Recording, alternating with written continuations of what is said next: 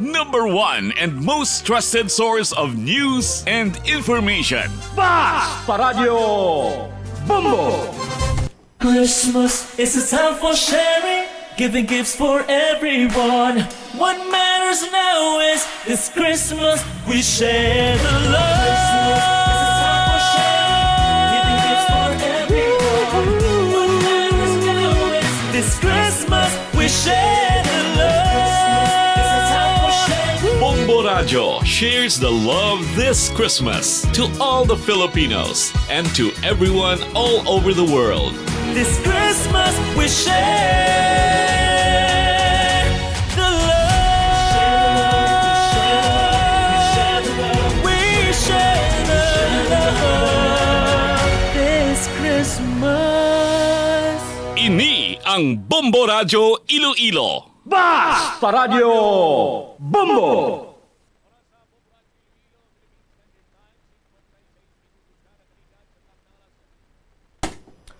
Oras sa Bombo Radio Iloilo, Philippine Standard Time, 56 minutos na nakaligad sa tak ng alas 11.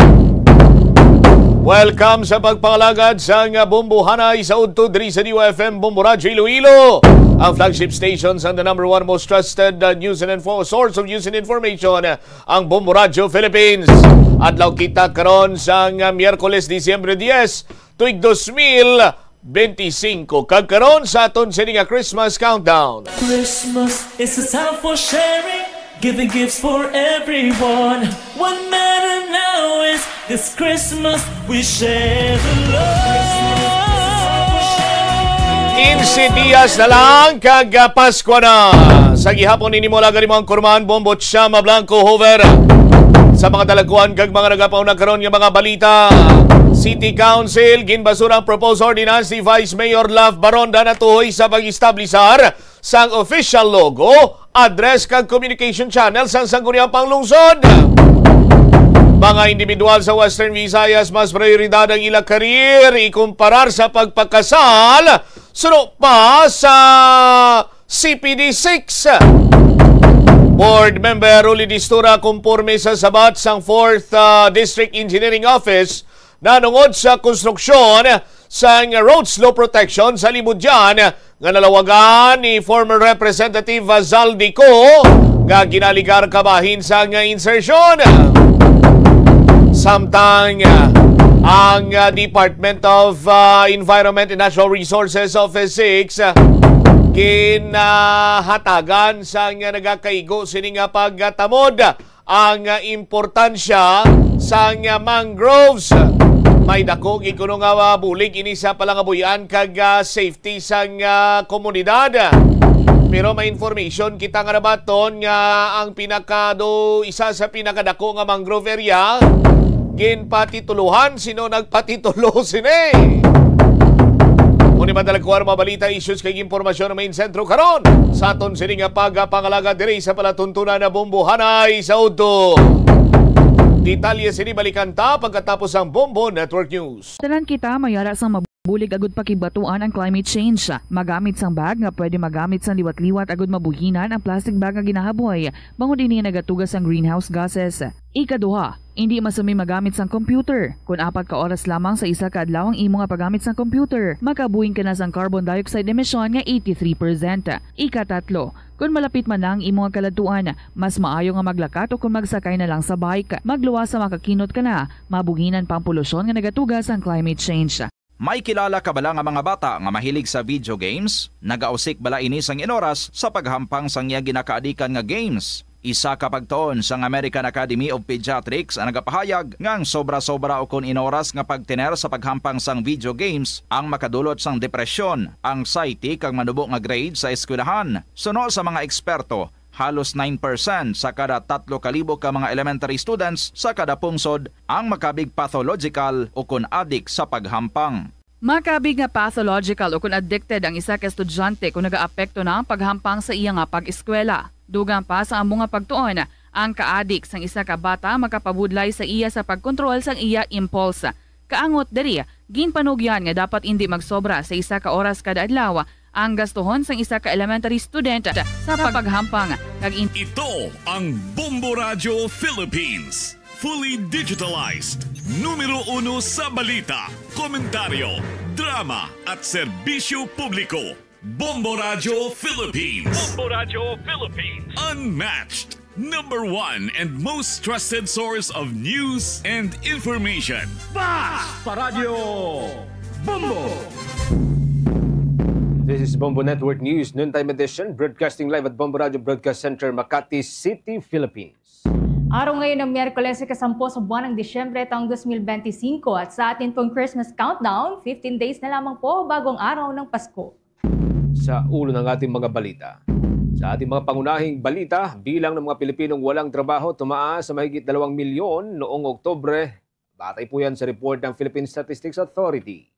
Si Vice President Sara Duterte naman, posible umanong sampahan ng kasong plunder ngayong linggo dahil sa maanumalyang paggamit sa confidential at intelligence funds. Abangan sa ating Southeast Asian Games update mamaya si Justin Kobe Macario. Ibinulsa ang unang gintong medalya para sa Pilipinas sa nagpapatuloy na 2025 Southeast Asian Games.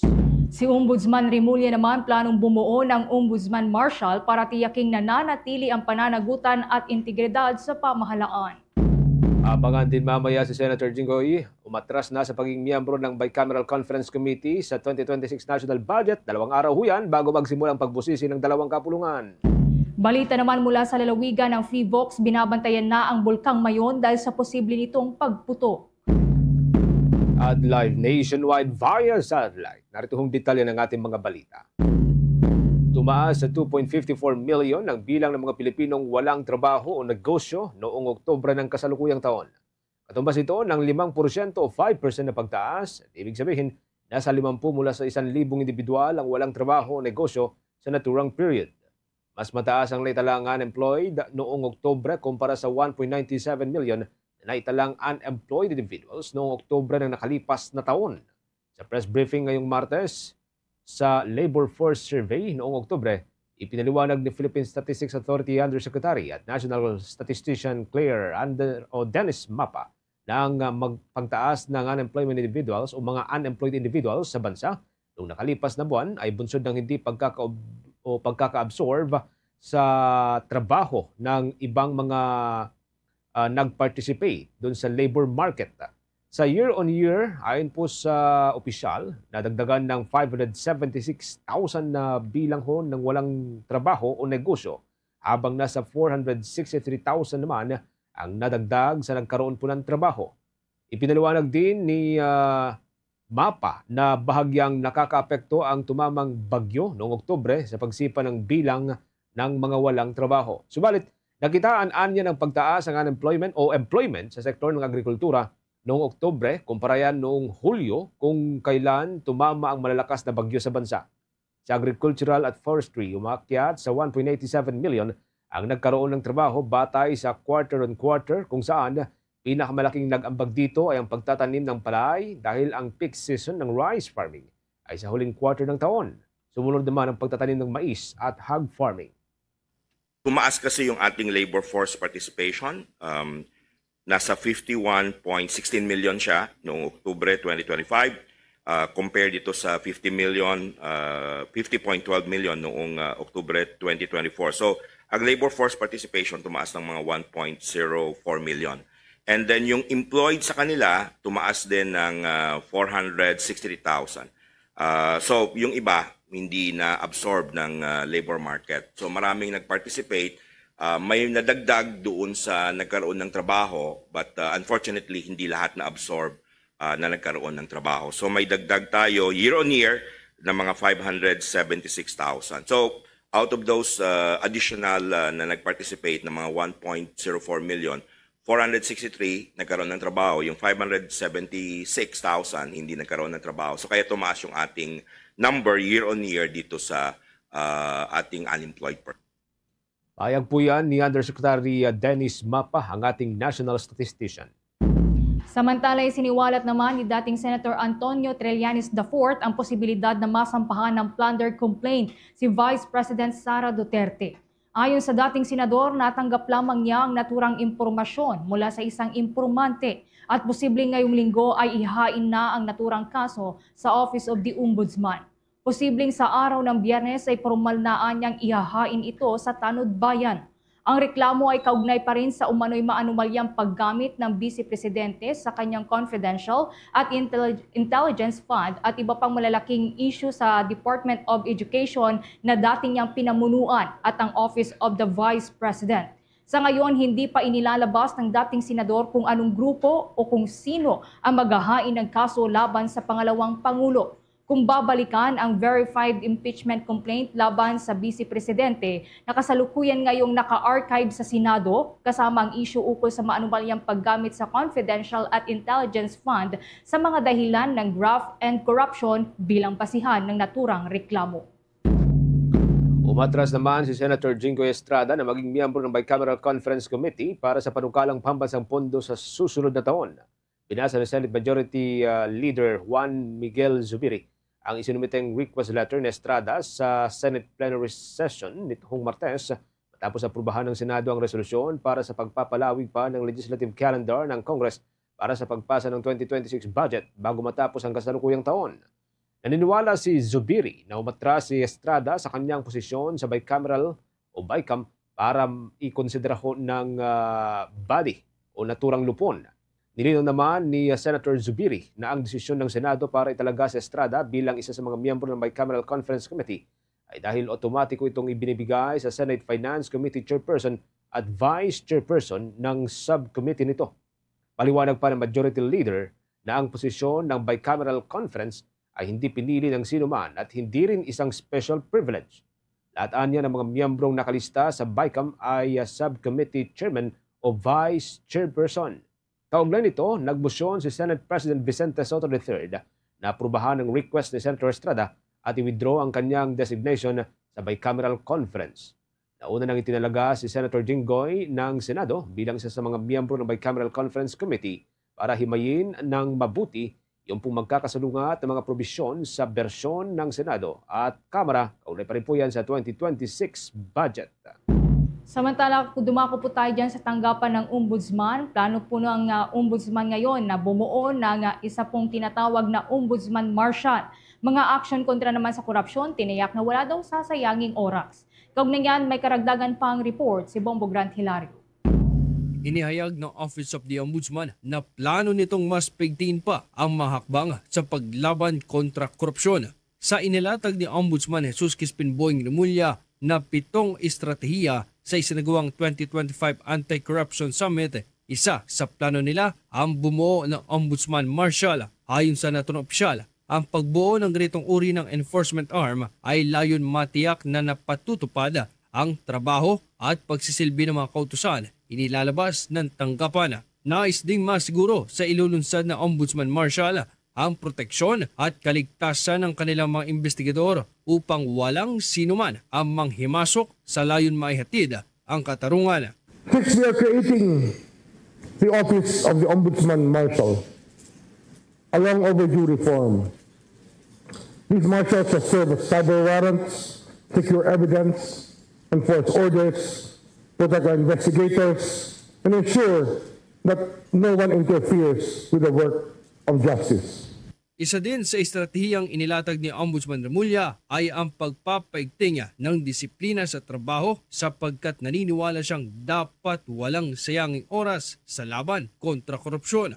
Kanyang binigyan din na ang pagkaantala at kawalan ng aksyon ay nagbibigay daan umano para ang katiwalian o korupsyon ay manaig, kung kaya't mahalagang may natatapos sa kada araw. Rebuilding a culture of daily discipline. I tell our people, every day something must be accomplished. Because corruption wins where government slows down. It grows in the cracks of delay, in the silence of inaction. To every agency here, the success of this fight lies not in the grand reforms, but in the ordinary hours of your workday. We defeat corruption by refusing to waste time. Kung kaya't bunso nito, kanyang sinabi ng isyu ng korupsyon ay dapat hindi isang tabi bagkus kinakailangan komprontahin at harapin sa sistematikong pamamaraan. Corruption is no longer tolerated, ignored, or shrugged off. It is confronted systematically, collectively, and fearlessly. We have one mission: to protect the people. Kaugnay sa nababanggit na pagsusulong ng pinigting na transparency at accountability, magugunit ang kasabay din ito sa layon ni Pangulong Ferdinand Bongbong Marcos Jr. na maging bukas ang gobyerno. Ipinag-utos kasi nito sa Kongreso na gawing prioridad talakayin ang anti-dynasty bill, party list system at ilang panukalang batas para sa reformang nais maipatupad. Kung kaya't suportado ng ilang civic society groups ang naturang hakbang, nagtutulak para sa reforma na siyang nagpapakita umano ng kahandaan ayusin at maibalik ang tiwala ng taong bayan. Ayon kay Dr. Jose Antonio Goycia, Chairman Emeritus ng grupong People's Alliance for Democracy and Reforms, at iba pa, ang pagsusulong ng transparency ay daan para maunawaan ng publiko ang mga programang ginagawa ng pamahalaan. Mas nanunumbalik raw ang tiwala ng mga Pilipino kung nakikita nito ang mga pagkilos o galaw ng pamahalaan upang mapagserbisyuhan ang mamamayan. Naniniwalaan niya siyang sa ipinakitang hakbang tungo sa mga reforma, maaaring makatutulong ito matugunan ang mismong ugat ng problema at maging sa isyong pampolitikala. Ayon naman sa pahayag ni Ombudsman Boying Remulla, bagamat mahalaga ang pananagutan, git niya'y kinakailangan kalakip nito ang reforma sa sistema ng bansa. Aniyay, kung walang reforma ay hindi nito mababago at matutugunan ang pinakaugat ng korupsyon, nais malabanan. We must confront the harder task, fixing the systems that allowed corruption to take root, strengthening the rules that were too weak, and redesigning processes that failed the people. We must move past asking who is at fault and demand what must change. Nag-uulat mula Office of the Ombudsman, ito si Bombo Grant Hilario, and this is Bombo Radio Philippines, the #1 and most trusted source of news and information. Basta Radio Bombo. Meron na ho tayong 12 minuto mga kabombo bago makalipas po ang alas 12 ng katanghalian. Update muna tayo sa Southeast Asian Games 2025. Ibinulsa ho nitong si Justin Kobe Macario ang unang gintong medalya para sa Pilipinas na nagpapatuloy pa rin po na torneo na ginaganap doon sa may Thailand. Nagpakita si Macario ng standout performance sa freestyle Pumse event na ano pang makumbinsi ang mga judge na ibigay sa kanyang gintong medalya. Ito po ang unang gintong medalya ng ating bansa ngayong 2025 Southeast Asian Games. Nakapagbulsa si Macario ng 8.200 points sa kanyang magandang performance at nalagpasan ang pambato ng Thailand, ang host country na si Kodkayao at Sharia na nakakuha lamang ng 8.100. Umangatlo naman sa naturang laban ang pambato ng Malaysia na si Ken Hao Shin, nakakuha ng 7.740 points. Meron na pong susunod na laban itong si Macario sa contact sports tulad ng taekwondo. Sa ibang mga development po tayo, handa umano si dating Senator Antonio Trillanes IV na maghain ng ethics complaint laban kay Senator Ronald de la Rosa kung magtatagal pa ang pagliban nito sa mataas na kapulungan. Ito ay kung walang ibang maghahain na kaso laban sa senador. Ayon kay Trillanes, masyado pang maaga sa ngayon upang maghain ng reklamo sa Senate Ethics Committee dahil isang buwan pa lamang mula noong nagsimulang lumiban ng senador. Kasunod na rin po yan ng lumutang na impormasyon na mayroon nang inilabas ang International Criminal Court na warrant of arrest laban sa kanya. Gayunpaman, kung matatapos na anya ang 4th regular session ng Senado, maaari nang maihain ang reklamo laban sa senador para isuspinde o kung hindi man tanggalin siya sa naturang kapulungan. Kung darating ang naturang panahon at walaan niyang maglalakas loob na maghain ng kaso laban sa dating Philippine National Police o Philippine National Police Chief, nakahanda umano ang dating senador na bumuo ng sariling reklamo. Paliwanag pa ni Trillanes, kung tuluyang tatanggalin si Bato o Senator Bato sa Senado, kailangan na lamang maghalal ng 13 senador sa 2028 national elections upang punan ang nalalabing 3 taon sa termino ni Senator Bato. Maalala kong muling nahalal sa ikalawang pagkakataon bilang senador ng Pilipinas si Senator De La Rosa itong 2025 midterm elections lamang. Ang naturang termino ay magtatagal hanggang sa 2031 kung kailan gaganapin muli ang midterm elections. Samantala, kinontra naman ni Attorney Gilbert Andres ang pahayag ng kampo ni Senator Ronald Bato de la Rosa na walang legal framework para sa pagsuko ng senador. Sa gitna po yan ang napabalitang lumabas na ang kanyang arrest warrant mula sa International Criminal Court. Ayon kay Andres na isa sa mga ICC accredited lawyer, sapat ang probisyon sa ilalim ng Republic Act 9851 na kilala rin sa tawag na Philippine Act on Crimes Against International Humanitarian Law, Genocide and Other Crimes Against Humanity para sa pagsuko ng senador.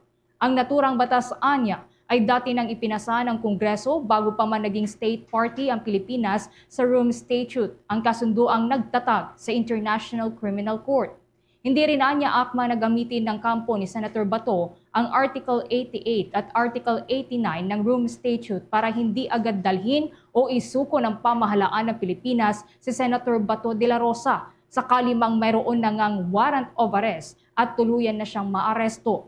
Paliwanag ni Attorney Andres, hindi na applicable pa ang dalawang probisyon dahil hindi na bahagi ng ICC ang Pilipinas. Kasunod nga ng pag-aklas o pag-alis ng Pilipinas mula sa tribunal noong panahon ni dating Pangulong Rodrigo Duterte.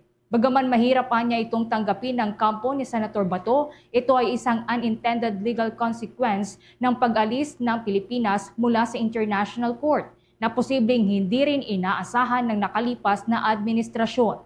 Nanindigan din ang batikang abogado na may sapat na basihan para isurrender ng Pilipinas si Senator Bato de la Rosa kung sakali mang mayroon na siyang warrant of arrest at kinalaunan ay tuluyan na nga maaresto tulad ng naunang nangyari kay dating Pangulong Rodrigo Duterte.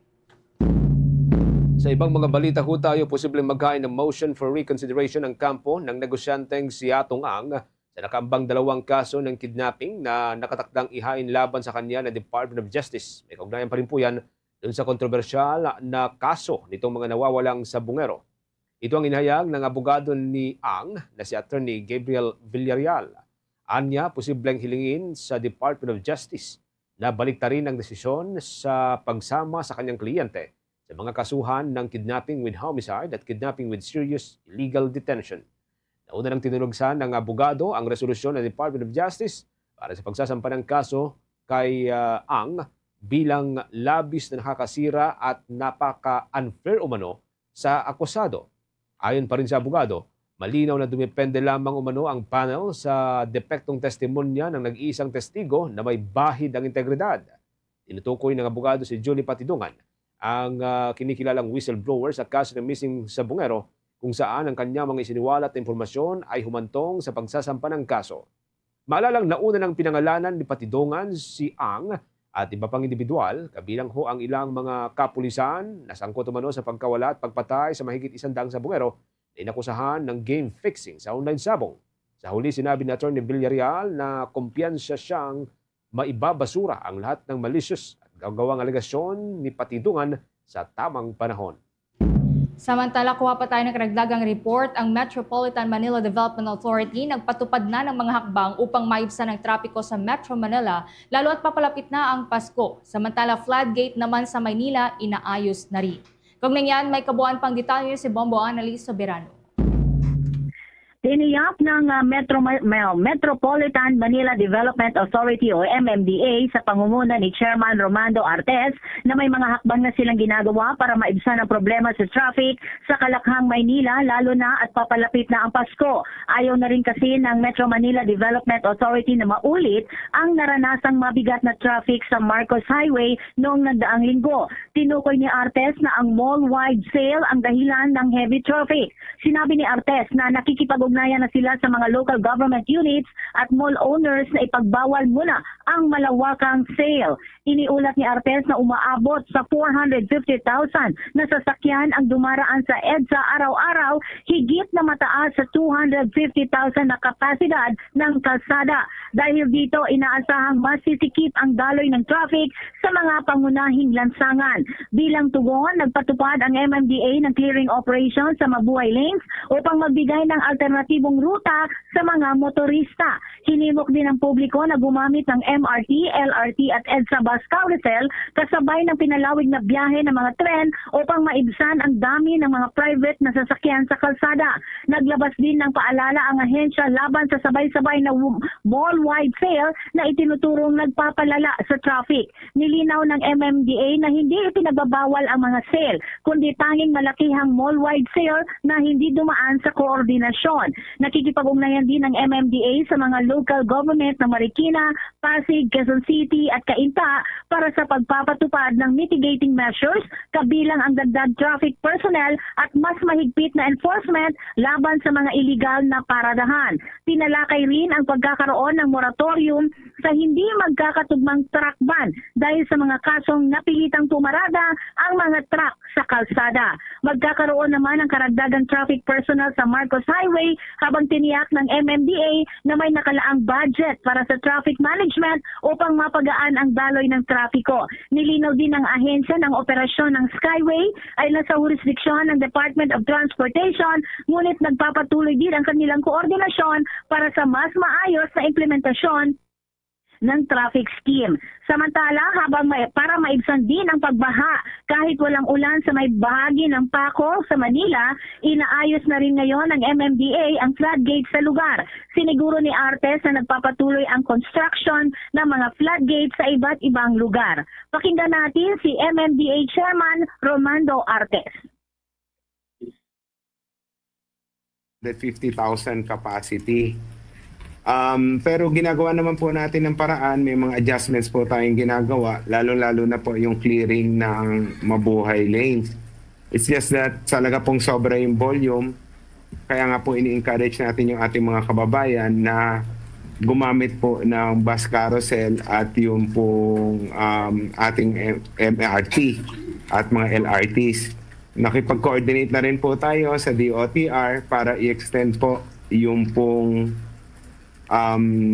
biyahe ng MRT at mga LRT at yung po mga pampublikong transportasyon para po may masakyan na ating mga kababayan at hindi na sila magdala ng sariling sasakyan.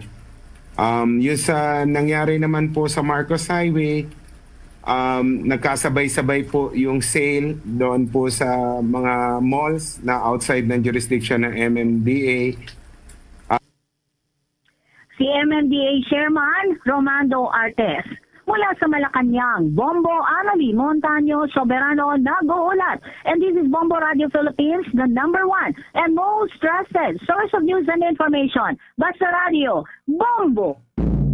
Meron na ho tayong 22 minutes makalipas magkakabumbog alas 12 ng katanghalian. Sa iba pang mga malalaking balita na katakatapong isa ilalim sa preventive suspension, ang mas marami pang mga personnel ng Department of Public Works and Highways. Sa gitna po yan ng investigasyon sa manuwalyang flood control projects. Ito ang naging tugon ni Department of Public Works and Highways Secretary Vince Dizon nang matanong kaugnay sa preventive suspension ng 40 mga personnel ng Public Works and Highways Department. Sa gitna po yan ng patuloy na internal cleansing ng naturang ahensya. Matapos yan ang nabunyag na irregularidad sa mga proyektong pang-infrastruktura ng gobyerno.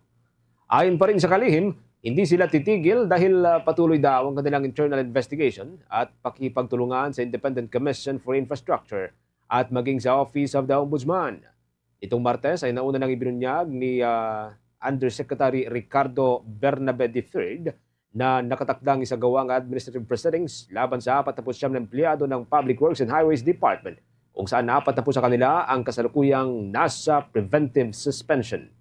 Naghain na rin niya ang ahensya ng criminal cases laban sa 63 individual sa Office of the Ombudsman.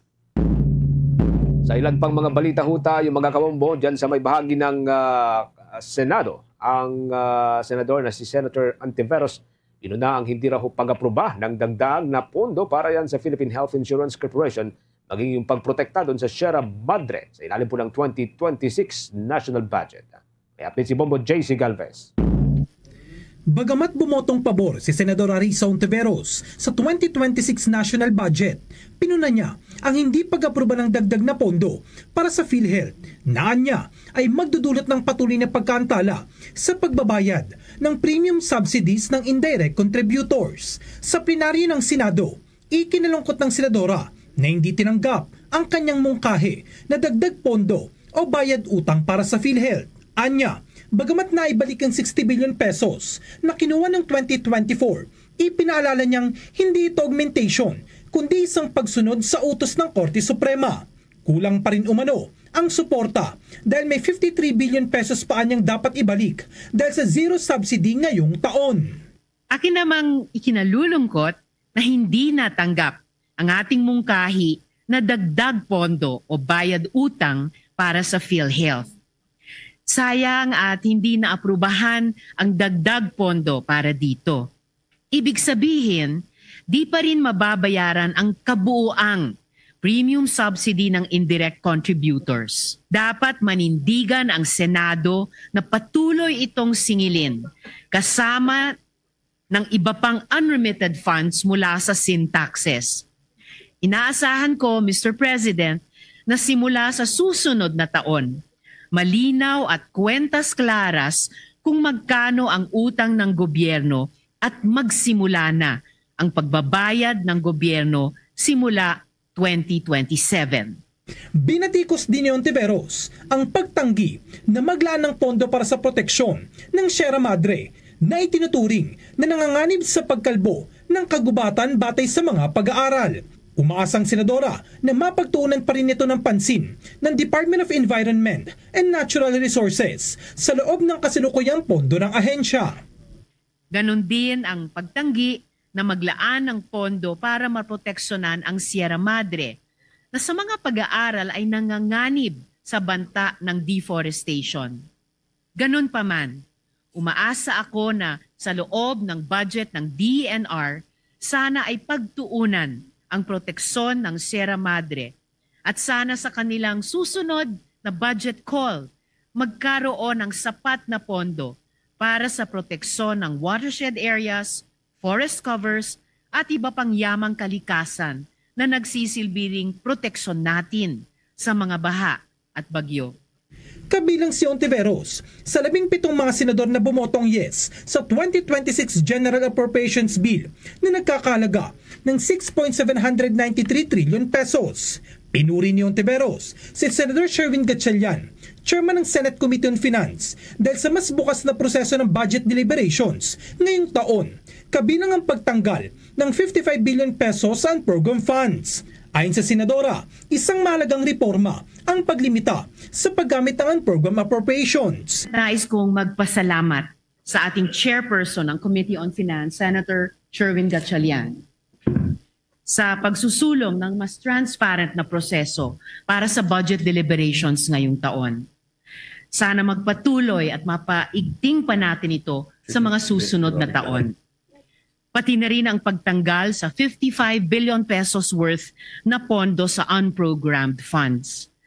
Bagamat hindi tuluyang nawala ang unprogrammed appropriations, matatawag nating achievement in itself ang paglimita sa kung saan at paano gamitin ang pondo na nasa unprogrammed appropriations.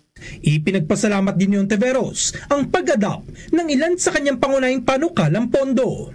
Dagdag na 3 billion pesos pondo para sa ating mga state universities and colleges para sa makapag-accommodate ng higit kumulang sa 250,000 na karagdagang estudyante sa susunod na taon. Pagpapalakas ng operasyon ng Department of Justice laban sa online sexual abuse and exploitation of children. Pag-amyenda sa special provisions ng PUV Modernization Program ng DOTR para maging mas mabilis at equitable ang pag-usad ng programang ito. Dagdag na pondo para sa Department of Migrant Workers upang mapagtibay ang kanilang serbisyo para sa ating mga OFW. Kabilang dito ang karagdagang help desks sa 82 na probinsya. At lalong-lalo na, Mr. President, ang amyenda sa Commission on Audit na popondohan at palalakasin ang kanilang pre-audit process. Para sa Bombo Network News, ako si Bombo JC Galvez and this is Bombo Radio Philippines, the #1 and most trusted source of news and information. Basta Radio, Bombo! Hindi naman po gaanong ramdam ng mga pasahero sa Marikina at Pasig City ang epekto ng tigil pasada dahil marami pong mga jeepney ang bumabiyahe. Ilan pong driver sa Manila na miyembro ng grupo ng Manibela ay nagpasya munang bumiyahe upang kumita sa kabila po ng protesta. Sa may Parañaque City, tuloy-tuloy ang biyahe ng mga jeep ngayong umaga kaya't normal ang daloy ng transportasyon. Ang tigil pasada po ay bahagi ng 3 araw na nationwide strike mula Disyembre 9 yan hanggang bukas. Nalayunin pong ipanawagan ang pagtutol sa mabagal na proseso at mataas na multa sa mga tsuper at operator ng jeep. Ayon kay Manibela Chairperson Marval Buena, wala silang ibang option kundi magprotesta dahil hindi natutugunan ng pamahalaan ang kanilang hinaing. Sa kabila naman po ng panawagan ng Malacanang na wag nang ituloy ang strike, nanindigan ng grupo na ipagpapatuloy nila ito. Sa kabuuan, nananatiling limitado ang epekto ng tigil pasada sa Metro Manila dahil marami pa ring tsuper ang bumabiyahe para sa kanilang pang-araw-araw na kita. Meron na lamang po tayong 29 minutes bago sumapit ang alauna ng hapon. Sa ibang mga updates tayo, nanindigan si Attorney Cornelio Samaniego III na ang mga kickback o yung pong mga porsyentong ibinibigay daw ng mag-asawang Diskaya sa mga pinangalanan nilang kongresista at iba pang government official ay pawang nagmula raw sa kanilang mga bulsa. Ayon kay Attorney Samaniego na nagsisilbing lead legal counsel ng pamilya Diskaya, ginigipit lamang ng mga matataas na opisyal ang mag-asawa kaya't napipilitan silang magbigay ng kickback kahit pa sila ang mga nanalo sa mga isinasagawang government bidding. Sa actual senaryo niya, nangyayari ang gipitan kahit pa mahirap itong paniwalaan kaya upang ubusad ang kanilang proyekto, wala daw hong magagawa ang mag-asawa na ibang mga pagpipilian o opsyon kundi magbigay ng pera sa mga opisyal. Itinanggi ng abogado na ito ay maituturing bilang isang uri ng bribe money.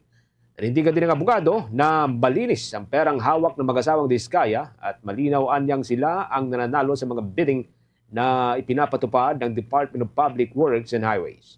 Ayon pa rin sa abogado, malinis ang record ng kanyang mga kliyente sa lahat ng mga pinapasok na kontrata sa gobyerno, kasama na yung mga nakukuhang pondo para sa mga itinatayong proyekto. Bagaman may mga ghost project na iniuugnay at ikinakabit sa mga proyekto ng mag-asawang Diskaya, sinabi ng abogado na wala silang ghost project at maayos na tinatapos ang kanilang kontrata. Una pong ibinunyag ni Pangulong Ferdinand Marcos Jr. na maaring lumabas na ang warrant of arrest laban kay Sara Diskaya ngayong linggo dahil sa pagkakasangkot sa flood control corruption. Ilang oras matapos po ang public announcement ni Pangulong Marcos, agad ding nagtungo sa National Bureau of Investigation si Sara upang quote-unquote sumuko kahit wala pa raw siyang warrant na nilalabas ng alinmang korte sa Pilipinas.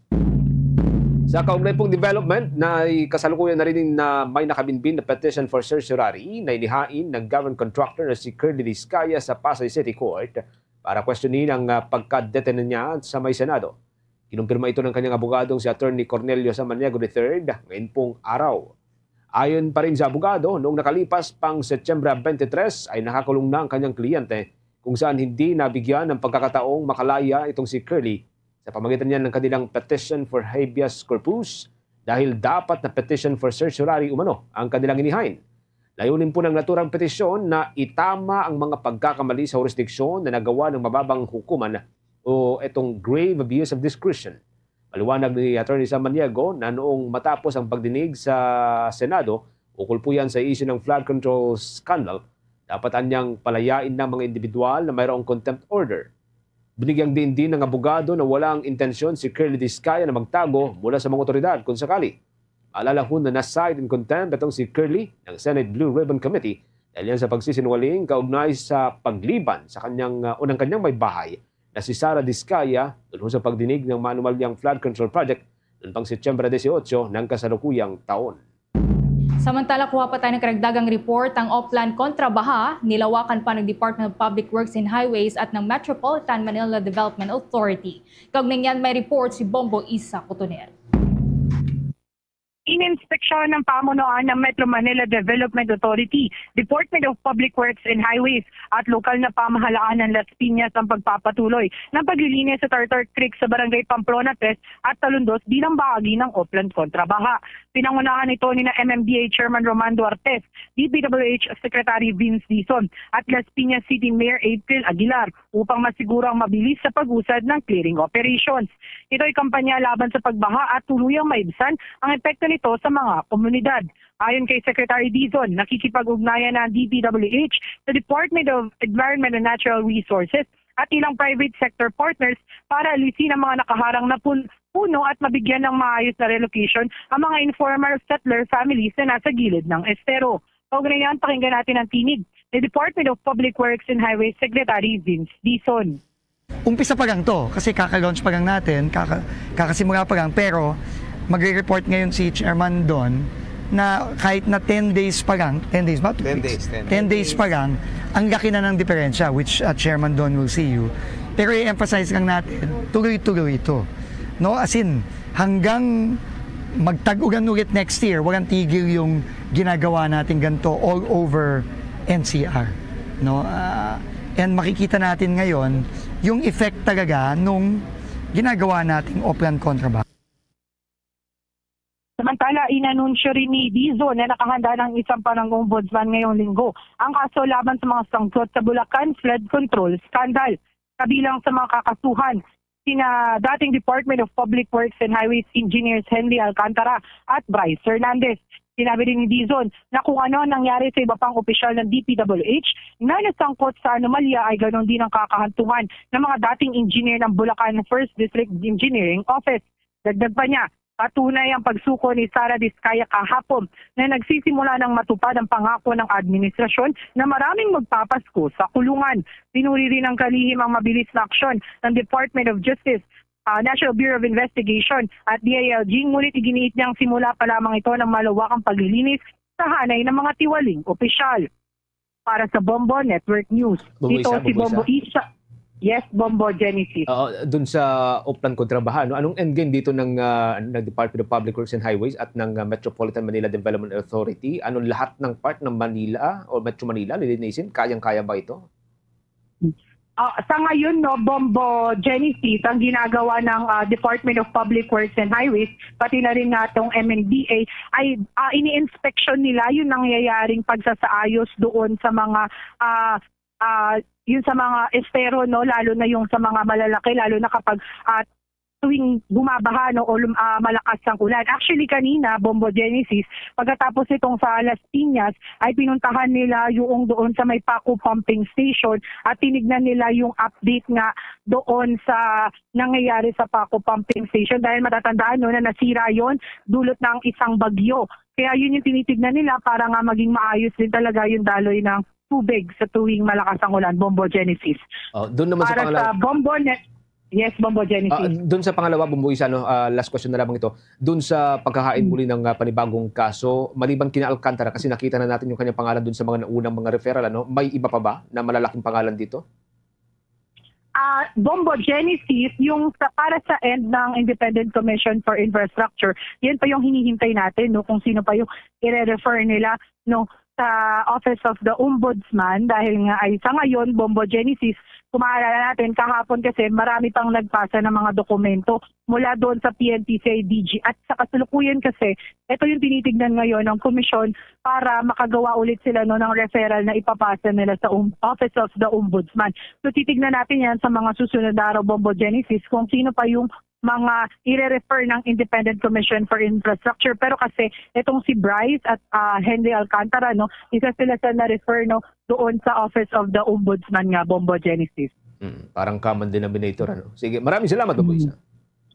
Para sa Bombo Network News, ito si Bombo Isa Cotoner and this is Bombo Radio Philippines, the #1 and most trusted source of news and information. Basta Radio Bombo. Sa karagdagan pang mga development, mga kabombo. Pero bago yan, oras natin, meron na lamang tayong 22 minutes bago sumapi ng alauna ng hapon. Update po tayo sa nagpapatuloy pa rin Southeast Asian Games 2025. Umaasa po si Philippine Sports Commission Chairman Patrick Gregorio na makakapasok ang Pilipinas sa top 4 sa medal tally sa muli pong pagsabak ng bansa sa Southeast Asian Games. Sa huling laro o torneo kasi, mga kabombo, na ginanap po sa may Cambodia, ay nakapagbulsa ang Pilipinas ng 33 o 33 na gold medal at ibinulsa ang ikalamang pwesto. Ayon kay Chairman Gregorio, mas maganda ang inasahang performance ng mga atletang Pinoy ngayon pong taon, kasabay ng mas mahigpit na training at mas maraming atleta nakakatawan sa Pilipinas sa iba't ibang sporting event. Ang Team Philippines, mga kabombo, binubuo po ng hanggang sa 1,600 na miyembro na ayon sa Philippine Sports Commission ay kinabibilangan ng mga future stars ng bansa na posibleng kakatawan din sa Pilipinas sa mga mas malalaking competition o sports competition. Maliban sa mas magandang ranking ngayong taon, target din po ng komisyon na mabigyan ng mga atleta ng bansa ng mas malawak na exposure sa mga regional competition. Marian niyang ituring din ito bilang paghahanda ng Pilipinas para sa susunod na Asian Games at Los Angeles Olympics kung saan target ng bansa na makapagbulsa ng mas maraming gintong medalya. Kasama po itong si Chairman Gregorio sa mga nagtungo sa Thailand upang pangunahan ang delegasyon ng ating bansa. Samantala, kampante rin ng Philippine Olympic Committee sa kakayahan ng Gilas Pilipinas sa kabila po ng hindi paglalaro ng mga naturalized player ng ating bansa. Ayon pa rin kay Philippine Olympic Committee President Abraham Tolentino, kayang-kaya ng national basketball team na depensahan ang titulo nito sa Southeast Asian Games sa pangunguna ng mga homegrown players ng Pilipinas. Bagaman masakit na makitang hindi po maglalaro ang mga naturalized player ng Gilas, tiwala si Tolentino na magkakampiyon pa rin ang national team sa pangunguna ni head coach Norman Black. Una pong nagdesisyon ang Thai organizers na ineligible o hindi po maaaring makapaglaro sina dating Asian Games most valuable player Justin Brownlee, Brandon Rooster Ganuelas at ang pambato ng TNT Tropang Giga na si Michael Phillips. Sa Southeast Asian Games 2025, pinili po nitong si Coach Black, sina Thirdy Ravena, Matthew Wright, Bobby Parks Jr., maging si Jamie Malonzo, Von Presumal at si Robert Bolick. Kasama rin po dito si Justin Chua, si Dolph Panopio, Abo Trotter, Allen Bryant at Allen Bryant Liwag at maging si VJ Pre at Cedric Manzano. Una pong haharapin ng koponan ng bansang Malaysia pagsapit ng araw ng Linggo at susundan po ito ng Vietnam sa araw naman po ng Lunes. Bukas ay bibiyahe na po patungong Bangkok ang Gilas Pilipinas. Samantala, balik po tayo sa mga balita dito sa Pilipinas. Pinag-iingat ng Department of Social Welfare and Development o DSWD ang publiko laban po sa kumakalat na maling impormasyon na mayroong Christmas bonus para sa mga benepisyaryo ng Pantawid Pamilyang Pilipino Program o 4Ps. Batay sa report na inilabas ng ahensya, umabot sa kaalaman nito ang mga umano'y fake news na nagsasabing tatanggap ng 5,000 pesos hanggang 7,000 pesos ang mga benepisyaryo nito. Ayon sa ahensya, wala po itong katotohanan. Pinaalalahanan din ng DSWD ang mga benepisyaryo na huwag itong paniwalaan dahil sa tiyak na isa itong uri ng pananamantala. Dahil sa posibilidad na kumalat na ito online at maaaring nagkaka-interes ang mga benepisyaryo, nagbabala ang DSWD na huwag pindutin ang mga link na nakapaloob dito dahil maaari umanong magamit ang inyo pong personal information ng sinumang maniniwala po rito. Posibleng magamit ang mga makukuhang impormasyon sa iba pang uri ng online scam na maaaring magresulta sa identity theft, financial loss at iba pa pong uri ng panlilinlang. Meron na lamang po tayong 13 minutes bago po sumapit mga kabombo o 18 minutes bago sumapit ang alauna ng hapon. Update na po tayo sa mga balitang tinutukan ng ating mga provincial station. 2 Ilonggo member ng Philippine Men's National Football Team sa Southeast Asian Games o Southeast Asian Games, labis na ho ang katuwaan sa pagpasok ng bansa sa football semis. May update po dyan ang Bombo Radio Iloilo. Labis ang tuwa ng 2 Ilonggo players matapos maging bahagi ang mga ito ng Philippine Men's National Football Team na gumawa ng kasaysayan sa Southeast Asian Games. Sa unang pagkakataon sa loob ng 34 na taon, nakapasok ang Pilipinas sa semifinals ng Men's Football Tournament. Kinilala mga manlalarong sina Selwyn Nicos Mamon ng Haniwa Iloilo at Jaime Rosquillo ng Barotac Nuevo Iloilo na kilala rin bilang football capital ng Pilipinas. Tinalo ng Team Philippines ang defending champion na Indonesia 1-0 kaya nakalusot ito sa Final Four sa unang pagkakataon mula pa noong 1991. Ayon kay Mamo, nagsimulang kanilang training camp noong Nobyembre 25. Nakafocus anyo sila sa pagsunod sa tactics ng kanilang coach at pagbibigay pansin sa bawat bahagi ng laro. Pinaghandaan po namin talaga yung SEA Games na to na makakuha kami ng result, maybe magka-medal kami sa after ng SEA Games na to. Si Selwyn Nicos Mamon. Samantala, sinabi naman ni Rosquillo na naglaro rin sa SEA Games sa Vietnam ng 2021 na malaking bahagi ng kanilang tagumpay ang maayos na komunikasyon at pagsunod sa instruction ng coaching staff.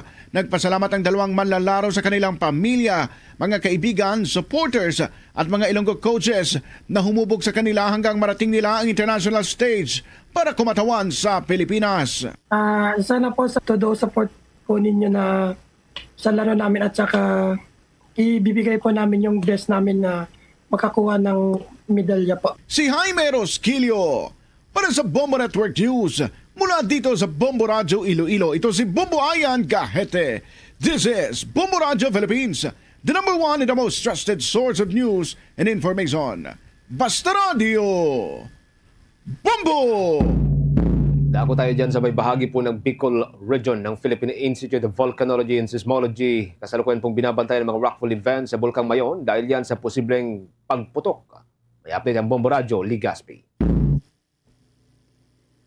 Kasalukuyang binabantayan ng Philippine Volcanology and Seismology o PVOX ang mga serye ng rockfall events sa Mayon Volcano dahil sa posibleng eruption nito. Ayon kay PVOX Volcanology Monitoring and Eruption Prediction Division Chief Mariton Bornas sa panayam ng Bombo Radio Legazpi na maraming naitala ngayon ng mga rockfall events sa Bulkang Mayon kung saan nagkaroon rin ng tsansa na tumaas ang alert level nito sa mga nakaraang araw. Ito kahit na mababa ang mga background parameters ng bulkan na mataan ang fine o matulis na gawad sa bunganga nito na posibleng indikasyon ng pagtulak ng lava bone na maaaring magresulta sa pagsabog nito. Nag-umpisa umano ito noong nakarang linggo dulot na rin ng masamang panahon sa rehiyon kung saan namataan ito sa bunganga ng Bulkang Mayon na kapareho ng nangyari noong taong 2023. Paliwanag pa ng opisyal na ang fine na ito ang hindi makakaapekto sa eruptive behavior ng bulkan, subalit may epekto ang klima sa rehiyon sa kasagsagan ng amihan na kung saan magdadala ito ng madalas na pag-uulan. Ang madalas na pag-uulan sa rehiyon ang may panganib sa posibleng mga lahar flow o landslide sa gilid o parte ng Bulkang Mayon. Paalala rin ng opisyal sa publiko na iwasan ang pagpasok sa 6 km permanent danger zone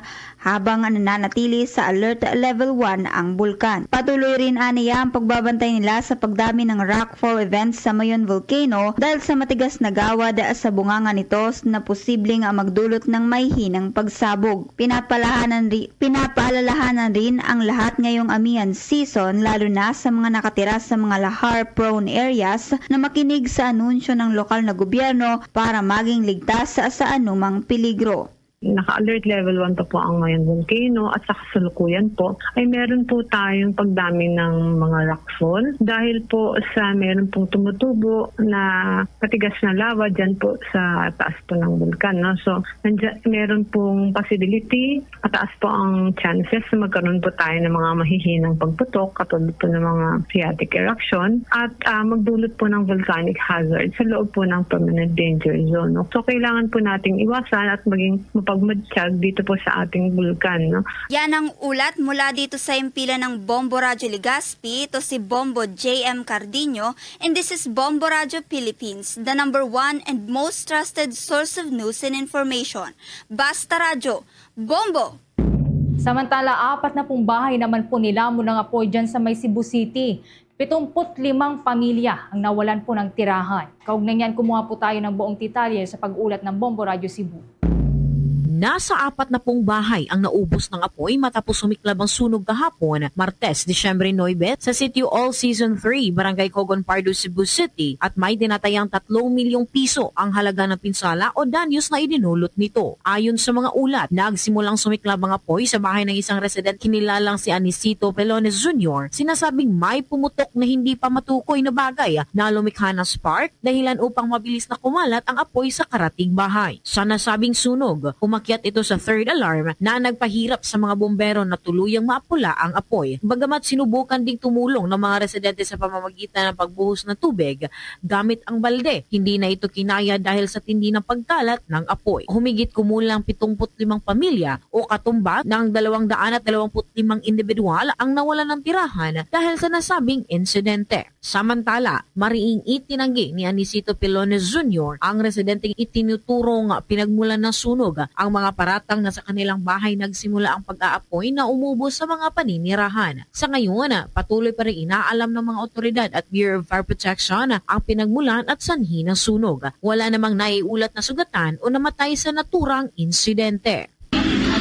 Sa totoo lang po, bahay lang po namin ang pinakaunang nasunog. Pero hindi po talaga sa amin galing yung spark na yun. Yung spark na yun, galing yun sa labas. Tapos pumutok. Ewan namin kung anong pumutok. Tapos pumunta doon sa mga gilid-gilid ng bahay namin. Yung bahay namin is mga mga light materials lang. Akala namin pwede pa, inakyat ko. Pero lumaki talaga, di na talaga kaya. Mula rito sa lungsod at lalawigan ng Cebu, this is Bombo Irene Ardiente and this is Bombo Radio Philippines, the #1 and most trusted source of news and information. Basta Radio, Bombo! Ang Pambansang Pulisya ng Pilipinas naman gagamitin ng mga pribadong mga CCTV camera sa Boracay para daw huyan sa nalalapit o inasahan na real-time monitoring sa Asian Senior Economic Officials Meeting. Yan po'y gaganapin sa 2026. May update po dyan ng Bombo Radio Kalibo. Gagamitin ng Philippine National Police o PNP ang pribadong CCTV feed mula sa mga hotel, establishmento at event venues sa Boracay patungo sa kanilang Central Monitoring System upang lalo pang mapaigting ang real-time monitoring habang isinasagawa ang ASEAN Senior Economic Officials Meeting Retreat 2026 sa isla. Sinabi ni Police Regional Office PRO6 Regional Director Police Brigadier General Josepino Ligan na ang pinalawak na CCTV network ang magsisilbing pangunahing mata ng PNP sa kahabaan ng baybayin ng isla at iba pang mahahalagang lugar.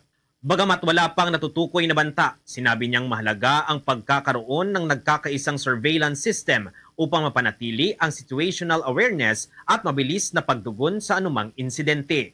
Pinaigting na rin ang mga checkpoint, pag-deploy ng mas maraming pulisya sa mga estratehikong lugar at nananatiling naka-high alert ang mga intelligence unit matapos ang serye ng mga bomb threat sa iba't ibang bahagi ng rehiyon. Muling iginiit ni Ligan na kahit walang kumpirmadong banta, kinakailangan ang mas mataas na security posture upang matiyak ang maayos na pagdaraos ng mga aktibidad ng ASEAN. Nabatid na noong December 4, nagsagawa ang ASEAN Site Task Group Boracay sa ilalim ng PRO6 ng full-scale tabletop exercises at communication drills kasama ang national at iba pang local partner agencies. We are incorporating private CCTVs lalo na doon sa venue natin and all other CCTVs na pwede nating mahagip, and we are asking permissions to the private owners na we can view the CCTV. We already had assignments on our contingency plans last December 4. Para sa Bombo Network News mula dito sa Bombo Radio Kalibo, Bombo Vince Josh Reyes nag-uulat, and this is Bombo Radio Philippines, the #1 and most trusted source of news and information. Basta Radio, Bombo! Mga kampiyon naman po ng The Next Bombo Idol bumisita sa Bombo Radio Rojas. Ibinahagi rin po ang kanilang hirap at tagumpay sa likod ng kompetisyon. Kaugnyan may report ang Bombo Radio Rojas. Bumisita sa Bombo Radio Rojas ang tatlong kampiyon ng The Next Bombo Idol an extemporaneous speaking contest upang ibahagi ang kanilang karanasan at mga pagsubok na pinagdaanan bago ang kompetisyon. Unang nagpamalas ng husay si Janela Naidel Pichardo mula sa Sapian Elementary School na nagwagi sa elementary level. Sa panayam ng Bombo Radio Rojas, sinabi ni Janela na matinding kaba ang kanyang naramdaman habang nagtatanghal, ngunit naging malaking tulong ang kanyang paghanda sa pamamagitan ng pagbabasa at pakikinig ng balita. Hindi rin niya inaasahan ang panalo dahil ito ang kanyang unang pagsali sa isang extemporaneous speaking contest.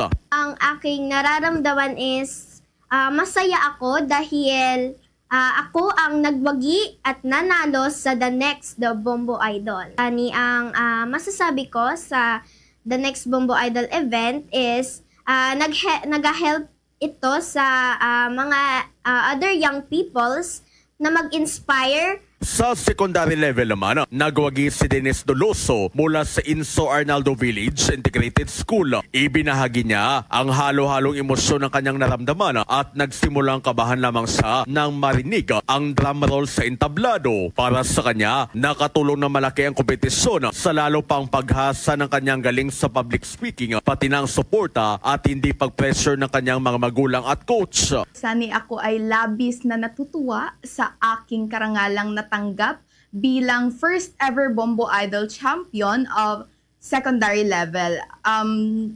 Napakalaking achievement para sa akin at ito ay magiging stepping stone ko kumbaga sa mas malaki pa na responsibilidad o mas malaki pa na mga oportunidad. Samantala, sa tertiary level naman, nagdingning si Richard Ticar ng Kolehiyo de la Purísima Concepcion. Hindi niya inaasahan ang kanyang pagkapanalo dahil may 4 na oras lamang ang kanyang naging paghanda.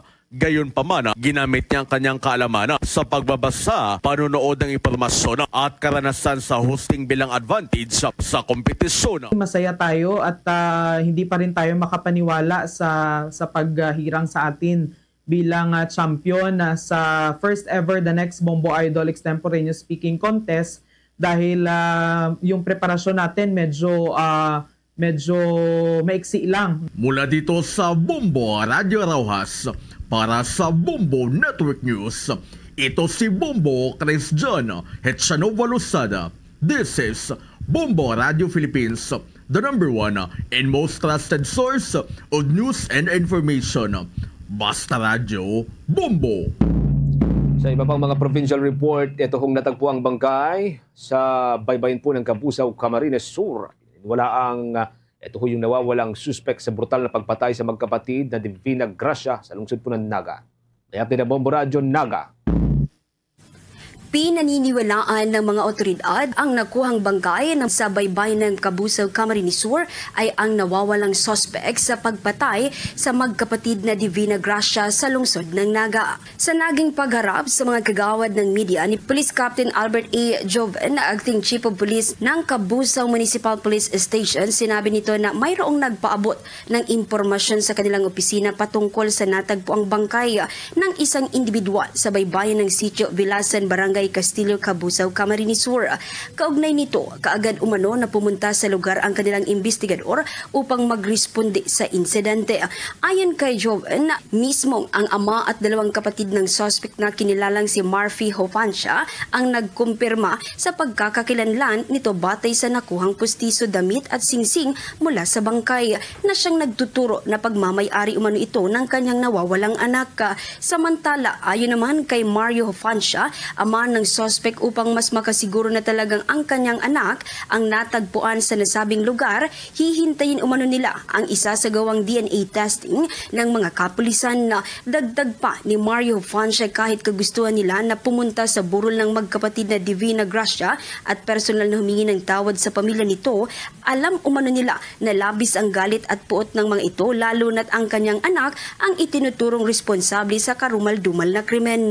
Sa ngayon, ayon sa Kabusaw Municipal Police Station, na posibleng aabutin pa ng buwan bago malaman ang resulta ng DNA test sa bangkay ng individual na natagpuan sa kanilang bayan. But initially po, meron po kaming nakitang findings na posible na ito nga yung hinahanap nilang suspect ay ito natagpo namin patay dito sa aming bayan. Hindi lang po yung tatay, pati po yung kapatid na 2, at kinonfirm po nila na ito talaga itong sa Marfy Hofancia na ilang araw nang nawawala. Mula rito sa Bombo Radio Naga, Bombo Rami Dominguez nag-uulat. This is Bombo Radio Philippines, the #1 and most trusted source of news and information. Basta Radio, Bombo. Tuloy-tuloy lamang po sa pagsubaybay sa ating 32 fully digitalized AM at mga FM station gamit po ang ating mga social media pages, mga kabombo. Pagkatapos ng Bombo Network News, pwede po rin yung balikan, subaybayan ang ating po mga programa sa pamagitan po ng ating mga provincial station gamit yung kanilang sariling mga social media pages tulad po ng Facebook, YouTube, TikTok at maging sa Bombo Mawalapa. Sa Luzon area, sa mga kababayan po natin dyan sa may Northern Luzon, sa may Cagayan Valley, nariyan po ang Bombo Radio Kawayan. Sa may Ilocos Region, sa may Pangasinan area at mga katabing probinsya, ang Bombo Radio Dagupan at Star FM Dagupan. Sa Cordilleras naman, nariyan pong Bombo Radio Baguio at Star FM Baguio. Sa Bicol Region, nariyan ang Bombo Radio Legazpi, habang dito po sa Mega Manila, ang Star FM Manila. Diyan din po sa may Cagayan Valley Region, maaari niyo pong tutukan ang Bombo Radio Tugigaraw, habang sa Ilocos Region, nariyan naman po ang Bombo Radio Luwag, Bombo Radio Vigan at Bombo Radio La Union. Habang sa Bicol Region, nariyan naman po ang Bombo Radio Naga. Mga kabombo ka Star Nation, bago po tayo magtapos, samahan niyo po kaming manalangin ng Orasyo Imperata for Peace.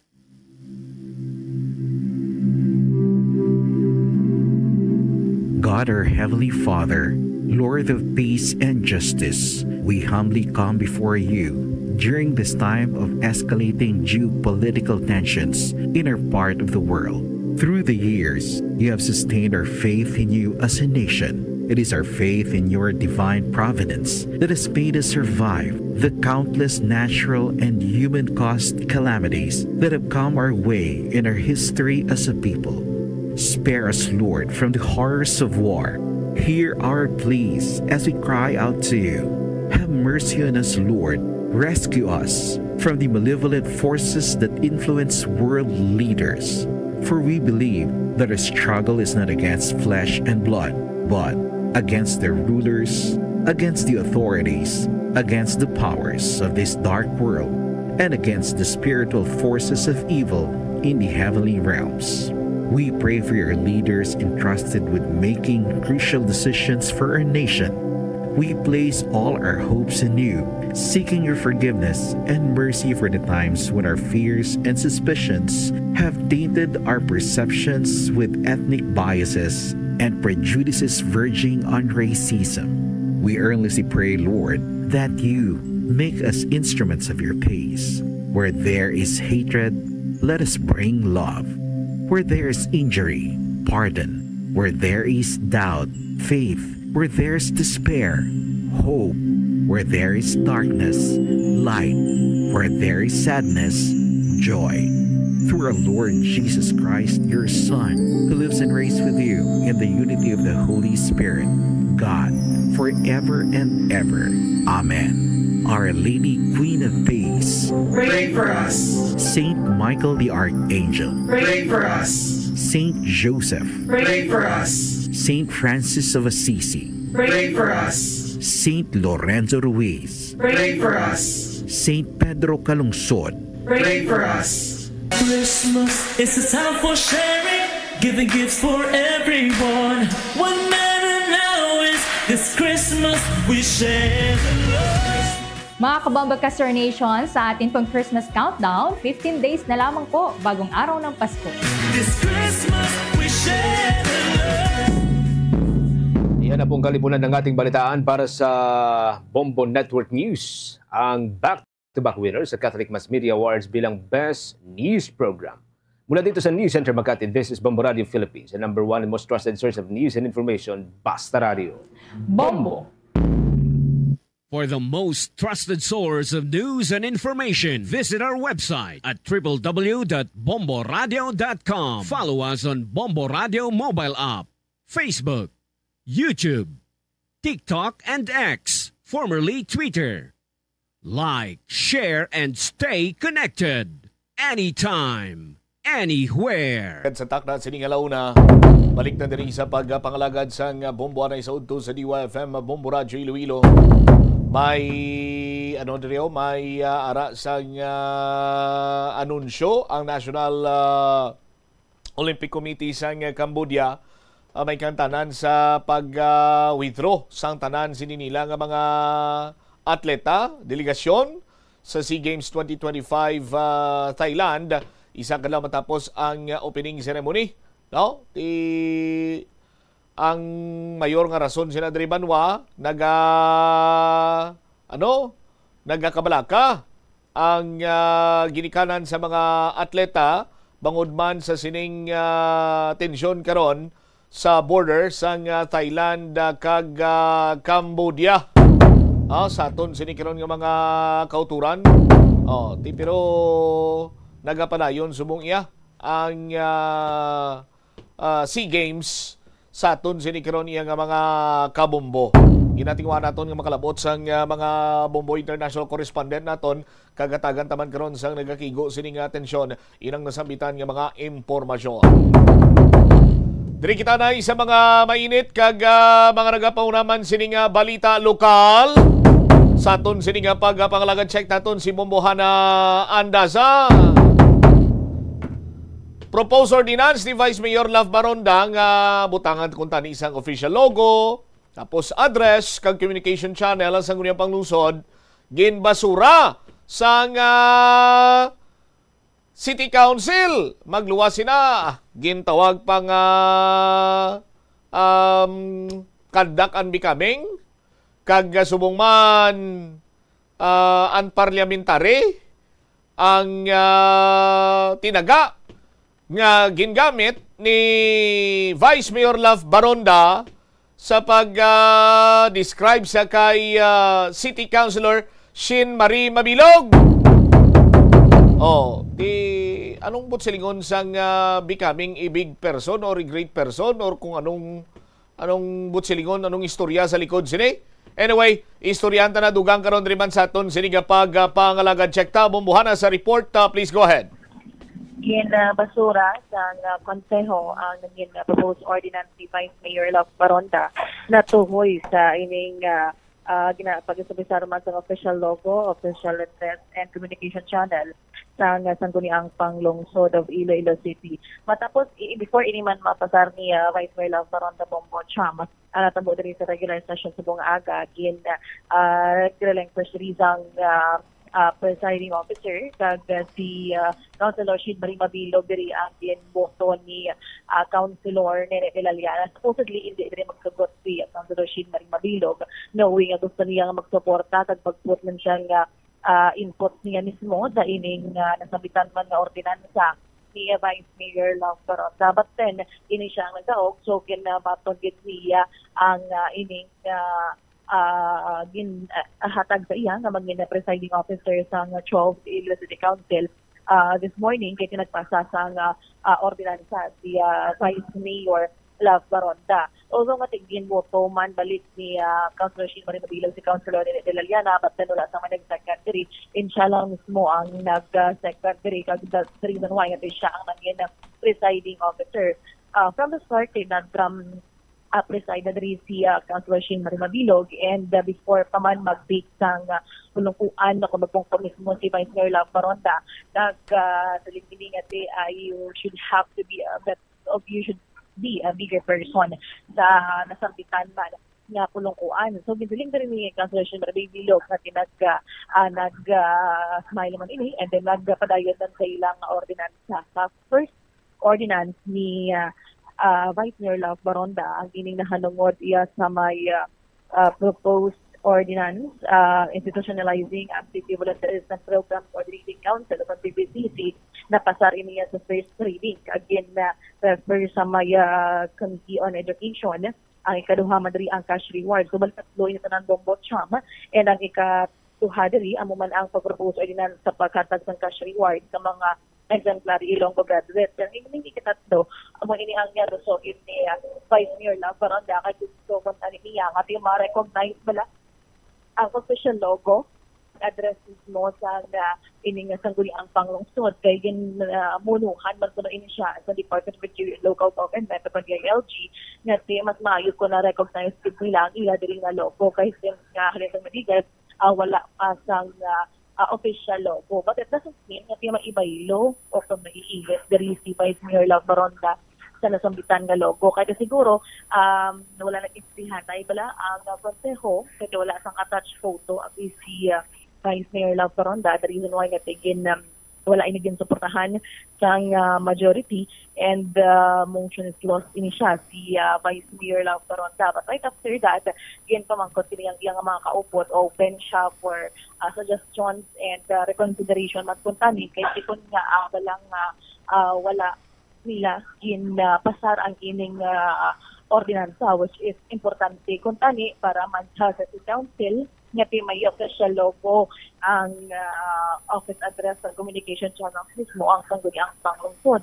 Ang rason na rin ni Councilor Rex Marcaria, una ang ining official logo, anong itsura sini. So yun klaro ni Vice Mayor Love Baronda nga the same sa gihapon ang ginagamit sa rin sa una, amo ini but not only to recognize it as an official logo. Ang sabat naman ni Councilor Nene de la Liana nga hindi naman ito pinahanglan na magpasargid ng amo sa mga ordinansa kay daw ginatawag niya ganini nga daw unnecessary and unbeneficial ang ining nasambitan ng ordinansa. Ipabati naton ang naging natabo man, pagipanan naton ang natabo man sa regular session sa mga kapamosya. Transparency of the Sangguniang Palusot of Iloilo City. This ordinance therefore institutionalizes and localizes the national legal standards by clearly establishing the official SP logo, the legislative base, the office address, communication channels, and correspondence protocols specific to the Iloilo City Sangguniang Palusot. So with that, I respectfully submit the ordinance establishing the official logo, office address, and the communication channels and correspondence protocol of the Sangguniang Palusot for first reading. So moved. Are there any seconds for the proposed ordinance under item F11?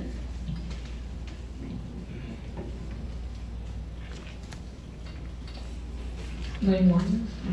Okay, so there are no seconds for the motion. Motion is lost.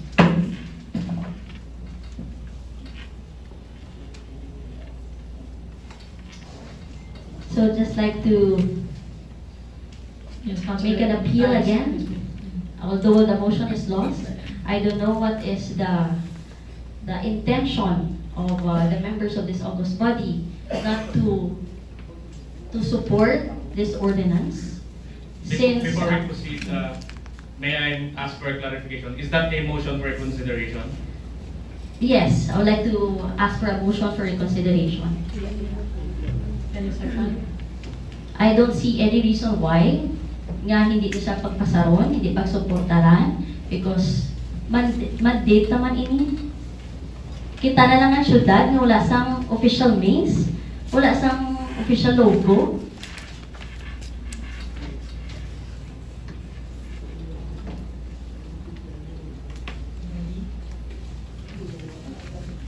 And also, I forgot to mention, nagambalang DLG sa akon, nga kung hindi tani maubra daw, mamaynos gini siya sa punto sa LLA Awards. Because we are the only city who does not have this one. I do not speak in behalf of the majority, Madam Vice Mayor. But it is at least my impression. There is already an existing official logo for the Iloilo City Council that was used time immemorial. I don't think we would have to establish an ordinance, especially it would change the fundamental character of the existing logo. That's the reason why I decided not to second to this ordinance. Considering that the good Vice Mayor is using a logo for her office, that was not, there was already a previous existing logo for the SP. At least I don't speak for the majority, yeah. Madam Vice Mayor. That is my reservations with regards to this. Councilor Daliana, you're recognized. But before that, can I answer? The logo that I want to recognize is the official logo. The one with the City Council. There's no other logo that I want to recognize. Does your attachment include a picture of the logo? No, because it's only for first reading. Precisely why the members of the August body are apprehensive of this endorsement. At least I am now clarifying that the logo that I want to recognize is the one that we have been using time immemorial. But since nga ginpakayuan ako sa resolution kung anong ginagamit din naton for us to make the official maze. So wala ko'y hatag nga resolution or ordinance nga gin-recognize na na-enact so official logo. Vice Mayor now, Councilor Daliana, you're recognized. Thank you very much, Madam Chair, Mr. Majority Floor Leader, ladies and gentlemen. You know, uyang kumani ang proposed ordinance, no? Pero parang dumunta three things. Is it necessary? Is it beneficial? Kinahanglan tagid di ba lang obrahon subong? Is it practicable? Is it necessary, beneficial, practical? Nga kinahanglan gid ano ang greater evil nga i-avoid ta? Nga kinahanglan tagid subong why do we need to have a logo? May logo naman ta subong nga ginagamit na Madam Chair. Batian diri Bombo cha magagin alata po sa regular session sa mga aga. All right. Dahil lang gid.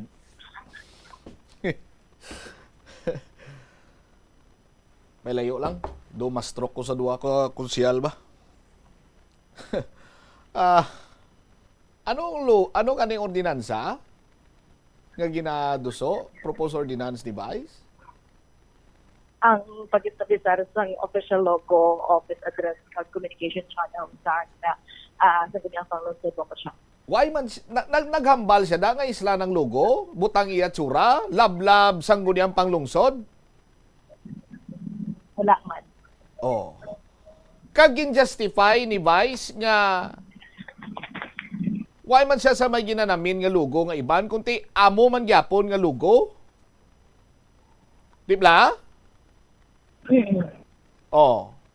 Now, failure of presenting a mere picture, why na dayon?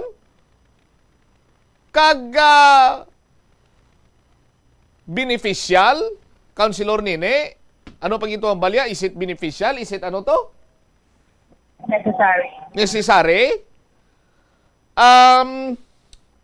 Di bala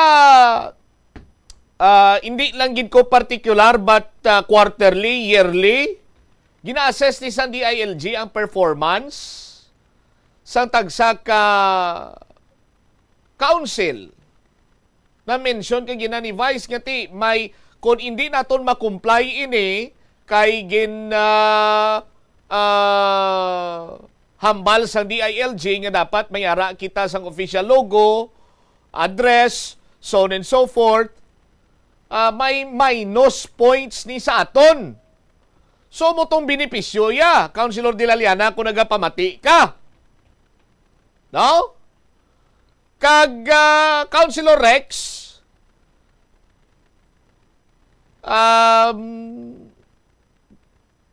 amo na bala, pamatiin nyo man ko bisan kaisa lang or bisan talagsa lang sa Malaka.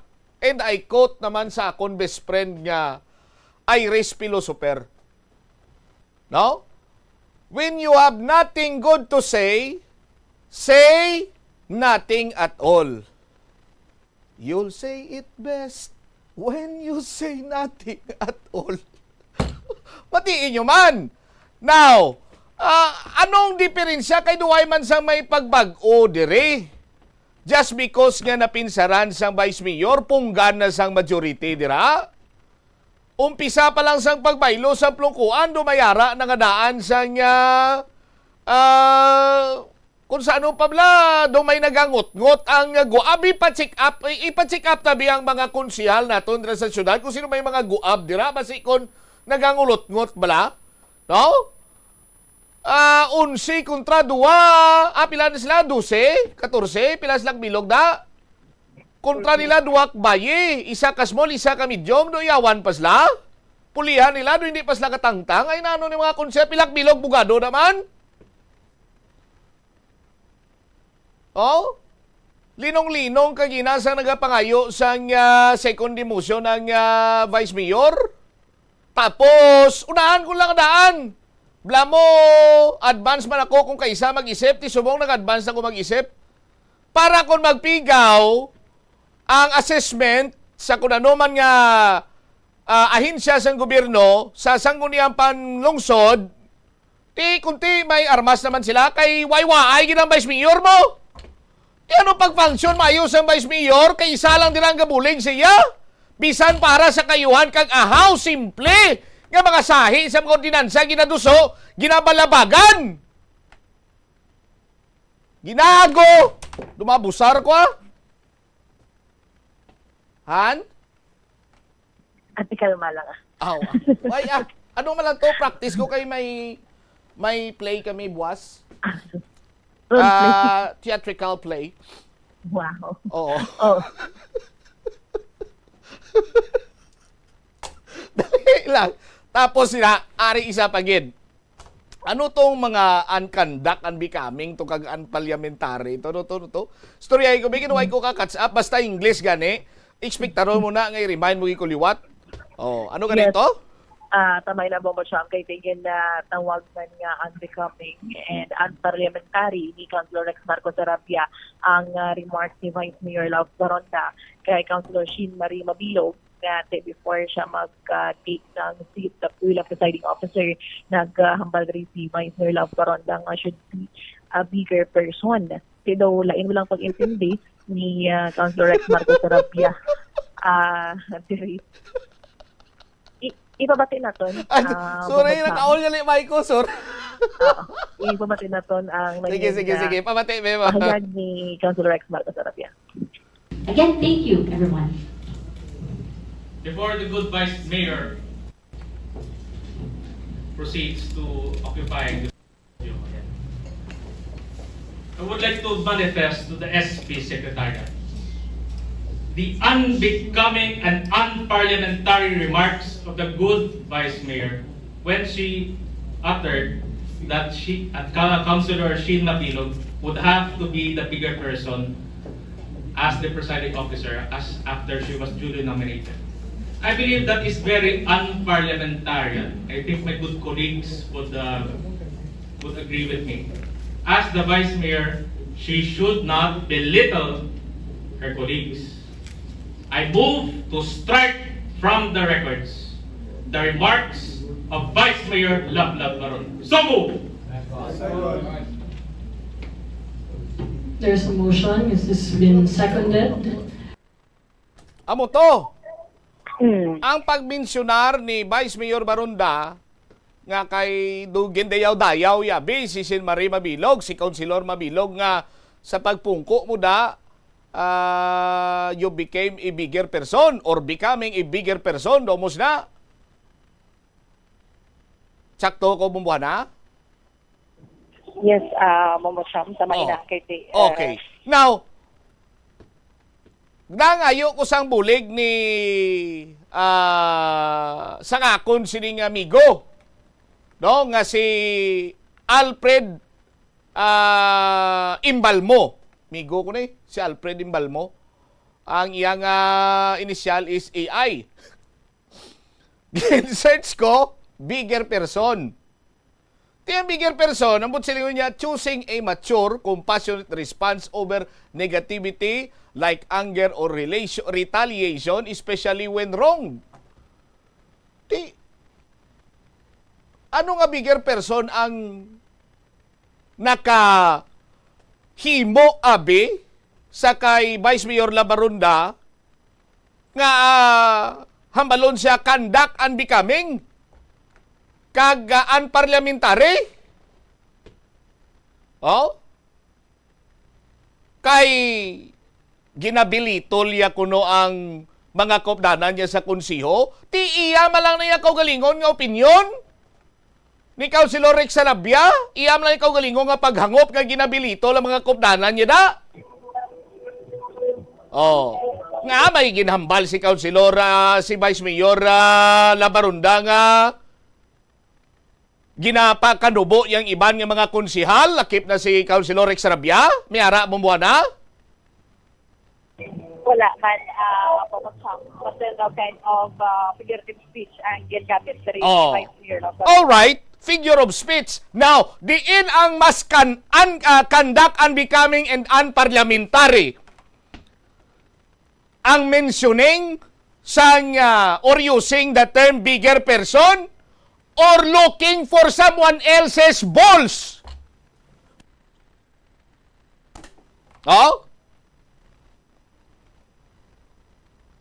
Diin lang conduct unbecoming. No? Sa bigger person, ikumparar mo bisa isa ka konsihal, ginapangita niya ang itlog sa isa ka lalaki. Di ba? There was a time nga ginpanawagan nila si District Engineer Roy Pakanan nga if you have the balls, Engineer Panganan, maaten ka di sa kamakadto ka di sa sangguniang panglungsod. If you have the balls, tidin sila dira. Ang makabigta nga conduct and becoming kag unparliamentary, looking for someone else's balls. Oh. Bumbuhan na? Amo gani Bombo Cham kay isa man sa mga ginbasihan man sa kansahal nga ang na-mention ni Vice Mayor Labaron dapat initial sa interview naton kay Councilor Rex Marcos Rabia nagbilig ini nga sige hapon hindi ko na ini sakto datin sa uli pahayag man si Vice Mayor Labaron before na end ang session nagsiling nga gusto niya klaruhon nga wala ini sang malain nga tuyo man sa paghambal diri kay Councilor Shin Marie Mapidog. Pero Bumbuhan, kung may mga keg, bala mo kung sinong dapat mga keg? Si Shin Marie, si Councilor Shin Marie Mabilog. Pamangkot ako nga why na gani nagapamahaw konsesyon, hambalan pa sa you're becoming a big person? Di ba? Ang mariak dapat niya si Councilor Shin damo pa kamo da sa nga atorgaron da sa konsiyo mga labay-labay among gina. Sus Maria kagusip. Anyway, thank you again da Bumbuhan ha. Ay, dali lang. Antes ko malipatan, dali lang. Nagbukas na gid man ang Haro Big Market? Yes, Bombo Cham, subong live magdadari sa may Haro Big Market. So, di nagampisa na ang program para sa pag-opening sini, soft opening sini. Kasi kung nariman ang presensya mismo ni Mayor Isan Renyas, Vice Mayor Love Baronda, at mga konsihal, medyo kompleto. Madali sila subong sa may bahid sa Haro Market. Kasi magabukas na soft opening ang ining Haro Big Market. Kaya tinahibaluan man nga mayara pa sa mga pakanting assos at dugay naman ka inyo ng mga vendors na tayo makasulot sa inyo sila diriman Bombo Cham. Sa kilid subong ni Mayor Isan Renyas, mga konsihal, actually diriman si Councilor Sheikh Sumasurot kaya kay Councilor de la Liana, also Vice Mayor Lau Baronda, hindi pa tamatring ang mga konsihal kag mga committee heads man, si Ma'am Marisa Tabacquiao of LEO, na subong man pinapangamayuan subong ang soft opening sa Haro Big Market, dugay-dugay magkaka ng roll up 3 and magasulod pa ang pila ka mga vendors sa Bombo Cham. Alright, sige. Salamat kita Bombohana. Ini si Bombohan namin to sa Andasa and Bombo Radio Philippines, the number 1 and most trusted source of news and information. Basta Radio, Bombo. Salamat kita Bombohana Andasa. So, anyway, sa aton sining mga kabumbo, no? Sa sangguniang panglungsod, kanamo pa sining sa mga isyu nga dapat aturgaron nyo dara, no? Hindi nyo sagad ka binantay ang inyo sinimangkopdanan, particularmente hindi nyo sagad ka pinuli dira si Vice Mayor Labarunda kag si Councilor Shin Marie Mabilog. Why kun islega pinana? No? Nga pinan ko mas labik, hindi ko man isla parente. Pero ang punto sila dira sa aton sini nga mga kuturan. Nagakamalhan ang productivity sang inyo nga sesyon. Kung bantayan nyo lang ya ang duwa, nga kung may idoso, blabagan nyo, or whatsoever, tunan nyo man ang ginadoso sininila. Hapos man lang na mag-identify mo sang hakwat pulungkuan nga mga resolusyon, hakwat pulungkuan nga mga ordinansa, pinadayaw nga ordinansa, pagwapo-gwapo nga ordinansa, pagwapa-gwapa nga ordinansa, no? Kung kaisa gani, may nagakalusot manira nga minango nga resolusyon kag minango nga ordinansa, pasar nyo man!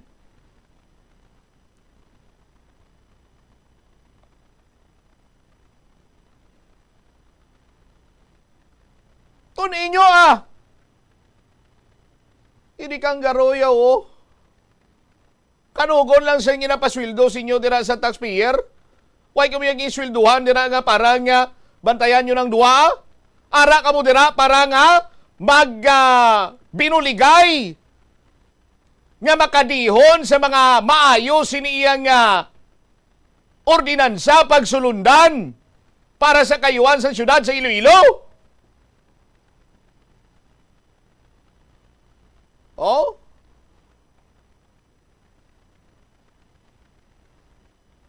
Why man ginapaisla ng logo? Oh. Di anong ginangot-ngot sang guab sang duwani ka konsyal ni? Sa aton sinima ka si Manwa? Oh, di ba? Tapos may mga bigger person. Jesus Maria ka gusip. Mga witi-witi sa pakon pa? Oh? Pero kasubo mga witi-witi man kamong klase tawoy. Pero bala nyo kung anong good news? Ang good news subong yung Banwa, natigayon girman ang soft opening sa may Central Market. Central Market. Haro, Big Market! Nano man bumbut sa mga kalabot ka na Central yun yaw. Haro, Public Market. Kagapon may mga brandilya pa to, may mga scaffolding pa to. Subong wala na. Kampiyon ginman, tahom ginman no. Malipayon niya mga vendor subong sa Haro Public Market. Tatak trinyas ni sa aton sinima kabumbo, di ba? Tatak trinyas ni. Basta pagpakayo sa mga merkado, ang gasulod sa pinsar sang tao dayon sa tsimpo na ni former Mayor Jerry Triñas. Sa aton sini nga mga kauturan. Ti kung may nagapilis ngoon, ang nagapilis ngoon tuya ti ang mga vendors sa Mandurriao Public Market Okay, hasta sumo may paslay sa ilot yung balila ko laton lang ya matapos ang December mo. Amo na basta proyekto ni former Mayor Jerry Triñas katulad sa mga merkado ni mahuman or nahuman, mapinuslanon, mapabugal, nagabinipisyos tawo, nagadako ekonomiya. Magluwas sa iban sini mga proyekto, sa iban sini nga mga politiko nga sus Maria kagusip. Way nagakahuman, baldang syudad. Sa aton sini nga mga kabumbo. Paslamat ni subong kag nami ngirit ya sang mga taga-distrito sang Haro kay nakasop opening ng public market dira kag way na lang sa way na rigna limpyo katama sa aton sini nga mga kuturan. Daw nagasaka ka lang ya sa munisipyo sang isa ka lugaro sa aton sini nga mga kauturan. Do munisipyo ya sang iban sini nga lugar pero public market pala na sa syudad sa Iloilo. Puerte. 32 minutos sa kaligad sa takna sa Ningalaw na. Pagbalik nato na Banwa, dugang ang mga balita, kaga impormasyon. Mga individual sa Western Visayas, mas prioridad kunong ilang karir kaysa magpakasal. Kag board member Rolly Distura, kumpurmi sa sabat sa 4th District Engineering Office na nungod sa konstruksyon sa road slope protection sa Limudyan nga ginlawag, nalakip sa mga gimbuyagyag tubla ni former Representative Zaldico nga ginaaligar kabahin sa insertion. Balikan tayo ni matapos sa bilang ka-importante nga mga paibalor. Sa eskwelahan, ang pag-practice ang good manners and right conduct ang makabulig sa paghimo sang positive, respectful environment para sa pagtuon. Nagapakita ini sang pagtahod hindi lang sa mga manunudlo kundi mangin sa imo mga classmate kag sa school community. Mag-abot sa eskwelahan on time. Ang pag-abot sang late sa klase kag sa aktibidad ang nagapakita sang kakulang sang respeto sa oras sang iban. Magpamati sa imo maestra o kun maestro samtang nagadiscuss sang lesson kag sundon sang maayo kun may yara sang instructions. Tawgon nga ma'am o kun sir ang imo teacher o kun staff. Kun may pamangkot, ibayaw ang kamot, agud mahatagan ikaw sang kahigayunan nga makasabat. Maggamit sang please, thank you kag excuse me kung nagaistorya sa imo classmate o kung sino man ang imo ginaatubang. Likawan ang pagpanunlog, pagbuli o kung pagpanginsulto. Mangin maayo kag may respeto sa isig kapareho. Mangin matinlo sa classroom kag school grounds. Ibutang sa basurahan ang basura kag indi pag-ihaboy sa bisan diin lang, ilabi na sa sulod sang classroom. Respetohon ang propiedad sang eskwelahan. Halungan ang mga libro kag supplies kag likawan ang mangguba sang pagabutang nga wala mo ginapanag-iyahan. Mangin focus sa pagtuon kag likawan ang pag-istoryahan na isang classmate samtang nagadiscuss ang imo maestra o kun maestro sang inyo nga lesson. Likawan ang cheating.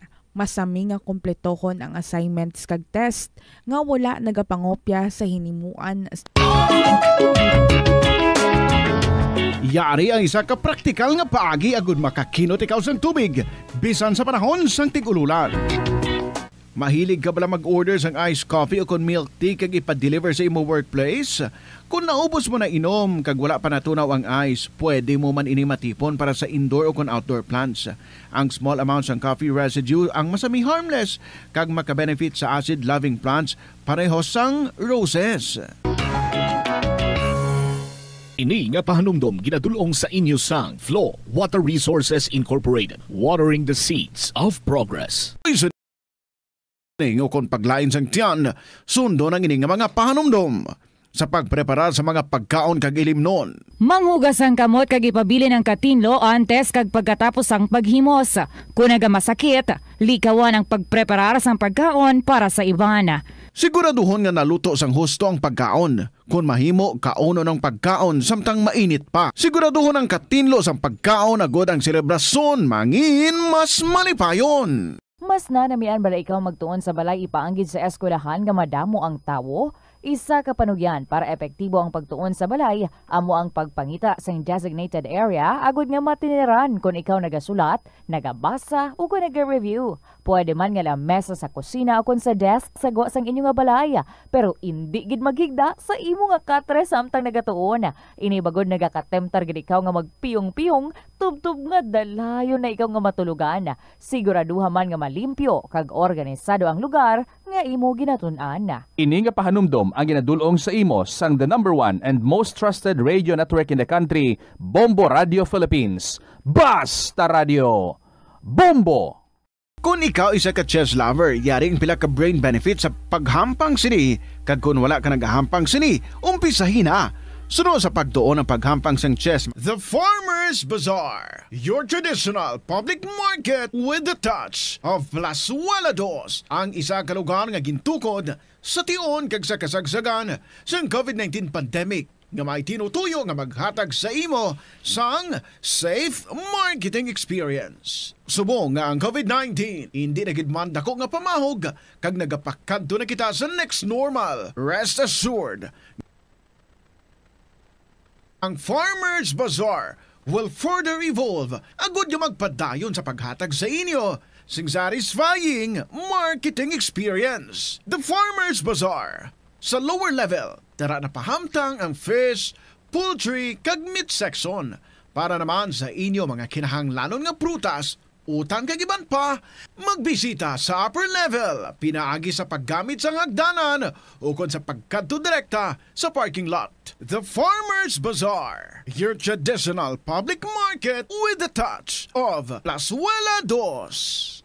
Naga-subscribe bala ikaw sa mga serbisyo nga wala mo man ginagamit? Halimbawa, ang balayran mo na bala para nga makalantaw ikaw sang movies, pero sa tuod lang, wala naman ikaw tiyempo nga maglantaw sini. Hapos lang libatan ang bulanan nga mga subscription sa streaming services kag mobile apps kag Iloilo, Billboard of Activities for December 7 to 13, 2025. Entertaining you with oldie goldie songs has always been their utmost pleasure. Sa ining nga weekend, ang Retro Band ang natalana nga maghatag sa inyo sang one great musical show sa concert at the Plaza. Magasugod alas 6 sa gabi sa Disyembre 13, Sabado. Sa tion sa musical show, napuno ka mga matahom nga Plazuela de Iloilo Special Edition mugs kag madamo pa nga iban ay gaparafol sa mga suki sa Plazuela de Iloilo. Sa Disyembre 14, Domingo, ginaagdang tanan nga mangin kabahin sang Eucharistic celebration nga pagahiwaton sa El Puente or the Bridge sa among adlaw alas 11 sang aga. Sa tiaw sa Holy Mass, ipangamuyo naton sa Ginoo nga iyat tandugon ang kasing-kasing sa mga tawo nga involved sa anomalous flood control projects nga pamatian ang panawagan angot sa restitution. Plus wala di Iloilo, we remain to be one with you in the common hope for a better community and a progressive country in 2025. Kinot sang tubig, magpamunyag lang sang tanom kon ginakinahanglan kag nagakadapat. Magtala na sang adlaw kag oras ang pagpamunyag sa mga tanom kag sundon ini. Bunyagan sa makaisa lang ang mga tanom sa sinang adlaw. Antes maglas 9 sa aga ang mas nagakabagay nga oras sa pagpamunyag, agod nga mas makapanalupsop ini sa mga gamot kag mangin available sa bilog nga adlaw. Nagasala ka bala sa imo nga tulunan kag daw hindi ka makahibalo kung ano ang imo nga unahon? Kung magtuon ikaw, siguraduhang anay nga nakakaon ikaw sang maayo, agud nga maka-function ang imo nga utok. Kung gusto mo ang snacks, siguraduhan man nga na-preparar na ini antes pa man ang imo study time. Bangod basi, mawili ikaw sa pagkuti sang imo nga pagkaon kag ma-distract ikaw sa imo nga tulunan. Siguraduhan man nga tapos na ang imo nga olobrahon sa sulod sang balay para nga makalikaw sa Sa Bomboradio Iloilo, Philippine Standard Time, 40 minutos sa nakaligad sa takna sining launa sa hapon sa aton sining mga kabombo, no? Damo nagapadala diri sang mensahe sa ako, no? Kay parte sa lugo bla. Ti ang lugo niya ano ginabot sila sa lugo bumut sa mao ti isay na ka simbolo kon design nga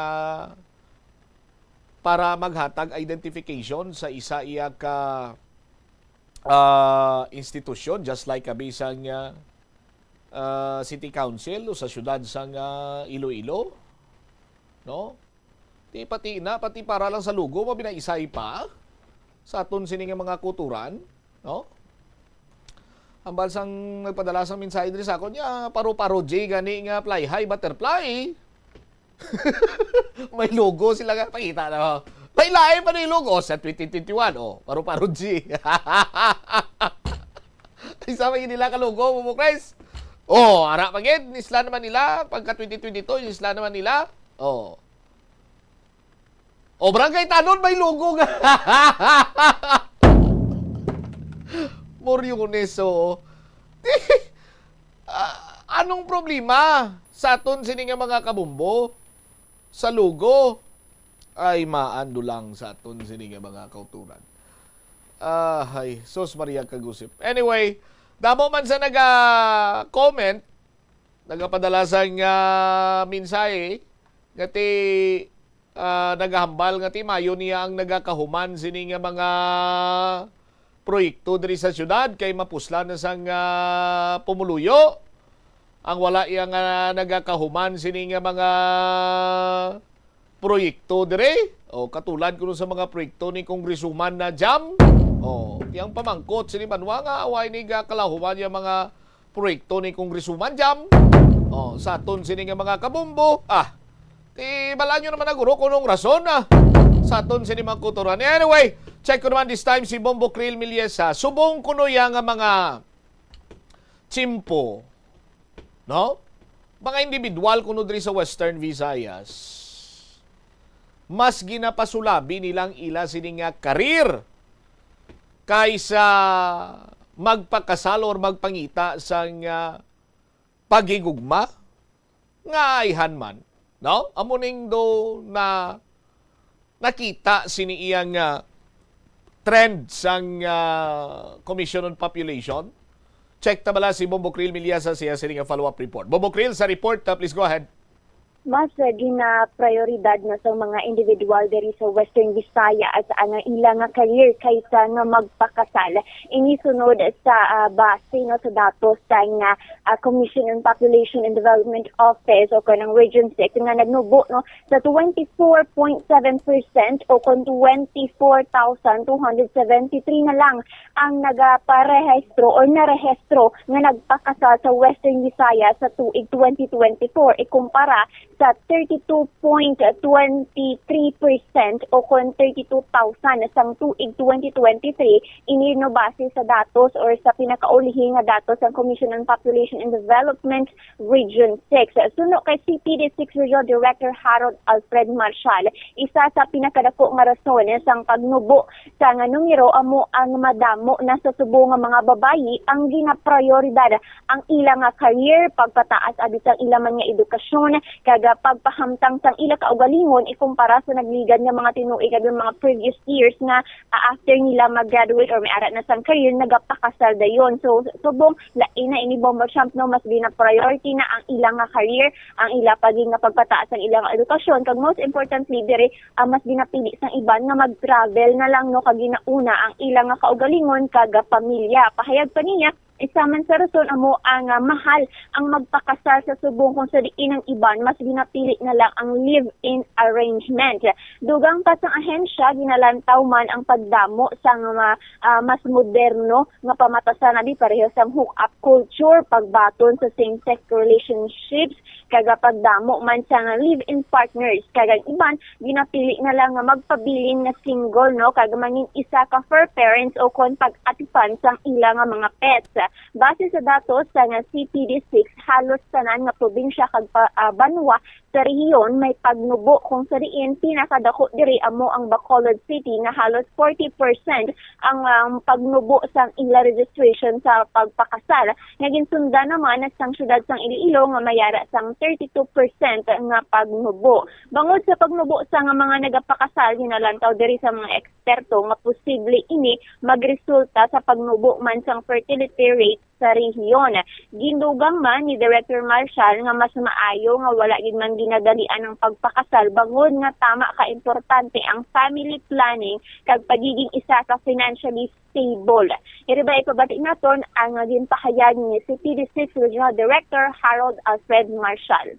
Ang ato nga ginalantaw pag yun ang marriages nagahambal na may decline sa marriages.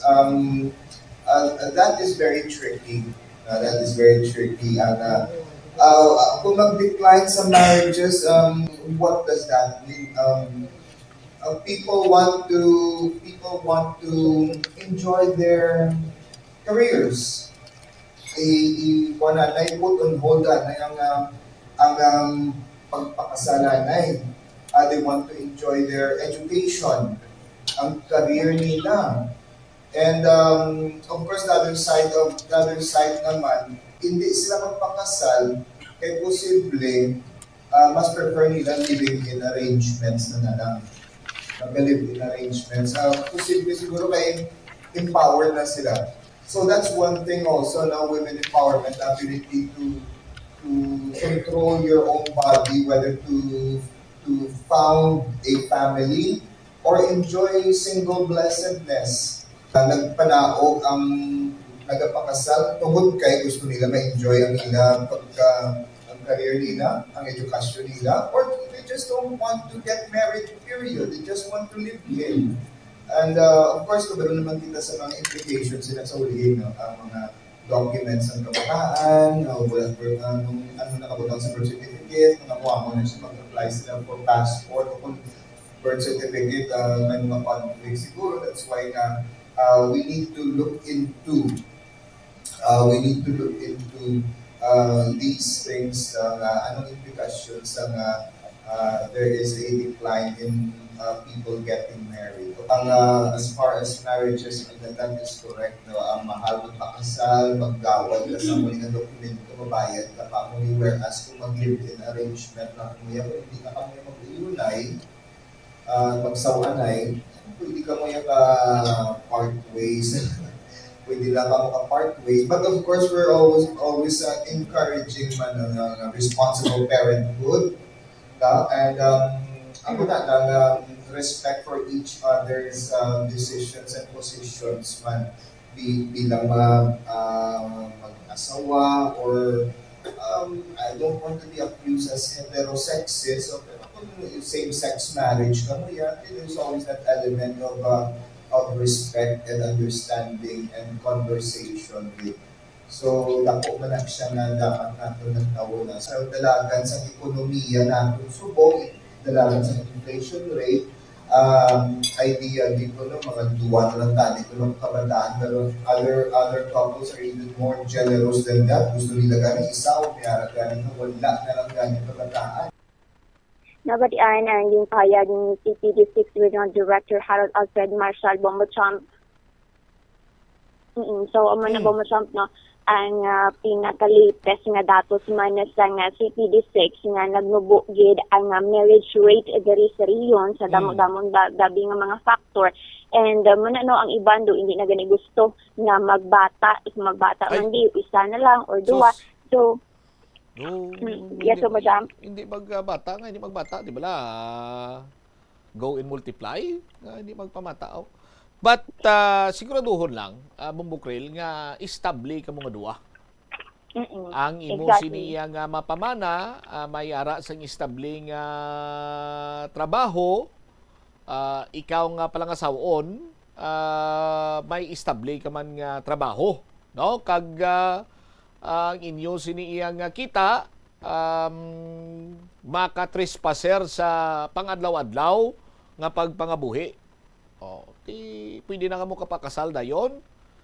Pero, butsilingon sang istabli na, butsilingon sang pwede na ka mo makapakasal, tinuig man nga preparasyon. Preparasyon in terms ng inyo sining nga galastuhon Kay kumo may trabaho ka, may trabaho man siya, dugay ng inyo sining nga relasyon. For example, malawig na ka mga tion nga naga-nobyo kag nobya, abe. No, kung naistoryahan nyo ng pagpakasal, ara na dira ang pagplano. Nga kada, ano ganan nyo sa imong amigo, Bombokril? Ay, mo ginamombasyam ka wala sa amigo, Bombokril. Asos Maria, kagusti po.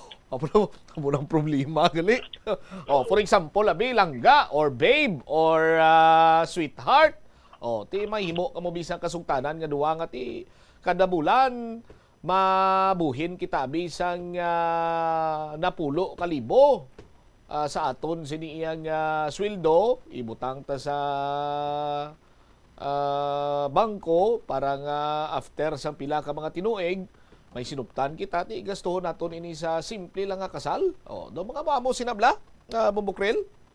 Exactly, Bombo-Champ, no. So, nagani wala man gid ginadalian ang pagpakasal kay make sure danay no ang family planning kag as you mentioned man no dapat stable gid financially kay madamo sang gasto kag hindi lang bala self mo na ang ginabuhi mo kundi imo man asawa bana kag pati man ang inyong mga future nga kabataan, Bombo-Champ.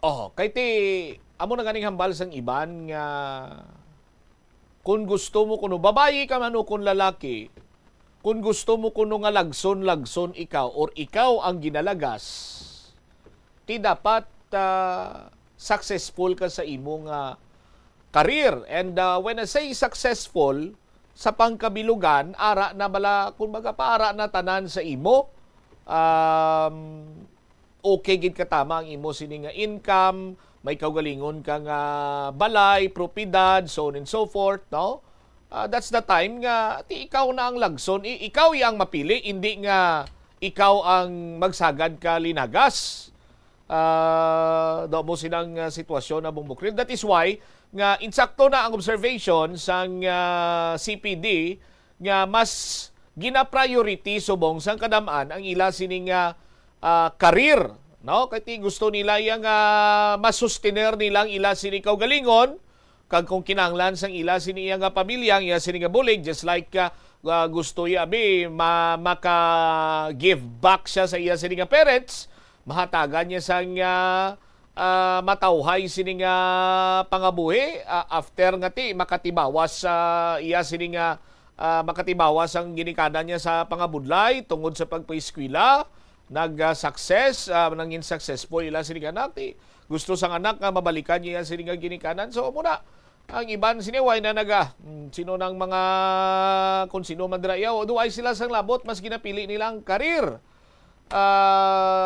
sang sa relasyon na Bombokril.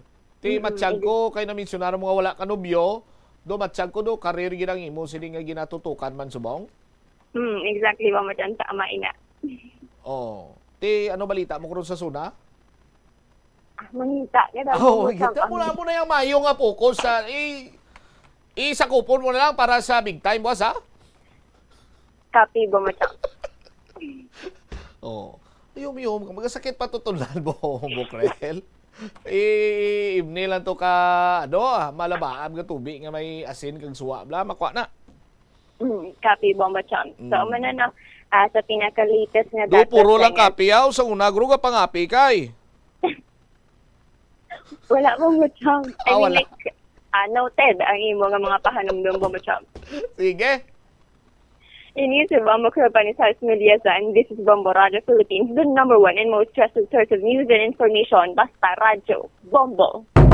Salamat gid Bombo Krill Milyesa sa imo sini iyang follow-up report, no? So mo man na subong ang trend na tanan-tanan sini iya ginatutukan ginanay ila sini nga karir kiti gusto nila iyang damo sila sa plano. Gusto nila nga makaangkon sila sa kaugalingon sini nila nga mga propiedad, no, nga wala na yan nagasalig sa ila sini nga mga ginikanan, nagapangabuhi ng independent sila na lang gid. Gusto makapatindog sang bisan maumpisa lang sa gamay-gamay sini nga negosyo. Amo na subong mentalidad sang mga kauturan naton nga mas ginapili nila nga gusto anay nila nga magmanggaranon antes sila mag-intra sa sinang ginatawag nga gugma kag tubtub iya magdesisyon nga magpakasal na. Sa aton sini nga mga kauturan sa iban sini nga pungsod bala nyo kung no nagaklinabo sa sobra nga kasako tuya sang mga kababaynhan nga daw halos tanan iya nagatrabaho. Ang mga kalalakihan na tuya nagapabilin sa balay kag amo lang yang nagapangdagnas sang salog kag ila sining comfort room nagapanglaba diriya sa pungsod Pilipinas kung lalaki ka kung nagapanglaba ka nagapamlansa ka kadlawan ka kay under disaya ka kuno under kasi mo sining asawa nahadlok kasi mo sining asawa dito sa iban sining pungsod ya sa Japan blado mamo sining klinabo ginapabugal nito nila ya. Pero kung diri naman sa pungsod Pilipinas, hindi kumo kay nagapanglabada ka, nagapamlansa ka, nagapanghugas ka sang pinggan, hindi iabot silingon nga under ka, no? Sa aton sini nga mga kabumbo, matutuod sinadira nga rason, bala nyo kung nagalikaw lang niya mga lalaki sa gamo. Nagapaumod lang. Sa aton sini nga mga kauturan, kasi siyempre pasunodon man ang ang trabaho alang-alang managro nga bago ka lang imo panglaba bumbukris tapos mamlansa ka pasmo ka managron di bla pasunodon na matamaton lang sa aton sini nga mga kasimanwa basta mo na likaw sa inaway likaw sa binaisay good vibes lang paghambal nga pagkatapos mo da 30 minutos pahuway-huway kay tapos ka na panglaba pamlansa ka to dayon na pahuway-huway ka na dayon kay pagtapos mo pamlansa may mga hulugasan ka pa itong pinggan. Por Diyos, por santo. Why asang under nga lalaki nga bana? Kundi, nagalikaw lang sa ginatawag sining gamo. Kag binaisay, bad vibes sa sulod sang panimalay. 56 minutos na nakaligad sa takna sining alaw na. Doon lang naging guro kung kuhaan ko pa sa Bumbo Pauline kay lipot na lang niyo. Balikan ko mismo buhana. Check tabi sa buwan kay may soft opening sumong sa Haro Public Market. Now, sa aton sinima kuturan, check taton to ang latest kung nagainano na to sila. Sa aton sinima kabombo, katahom sang sulod sang sang public market. Kailangan makita, kung di makita na karo magluwas sina. Amo ni siya ang ila sining mga balaligyan. Sagwa na Nan, sulod na sila kay buksan ang mo parang may man blado may tawag siya ganito may suspense man. Kaya isa man lang yung kapirta ang buksan na nila at suspend lang No? Anyway, stand by sa aton sinima kuturan. I-check naton si Bombohana anda sa Bombohana. Yes, Bobo Sam naghahatag subong sang mensahe diri si Mayor Isa Trenyas. kaangat sa soft opening sa Haro Public Market. So bago ko ng Haro Public Market, iniman ang ginapangunahan niya sa pagbukas pa lang sa roll-up kapag ribbon cutting kag-open pa diri ang mga agency ang Association Barangay Captains ng Haro diri man ang presensya sa mga konsehal kag alakit-an sa mismo man sa nasabitan nga merkado ang pasaran niya sa Bukiri kaya sa 547 na mga stalls ang nasabitan man ang merkado Bombocham sa Babaw City yaraman ang mga baligya nga nagakalain-lain ang man sa may ground level iba't dental format na naton diri nga pila pa lamang ka mga stores ang na-occupy diri kay iba diri nag-amat-amat pa lang nagsulod kuno lang pag naubos wala pa po siya nga magsulod man diri sa may Haro Public Market. Di ba naton ang mensahe ni Mayor Raisa Tren? Patay pa sa lugar natin. Kailan na protected si President Greg Jr. alungan kita continue. Kasi sa tao, ito diyan. Kasi kung hindi kita bakit ko ni guys sa dati, pagyaw kayo at public market. So, kailangan natin ang tulong-tulungan kaya i-maintain natin ang president o ma-maintain natin ang president at mag-asap kasi isa mga suki na mag-iisip natin natin merkado.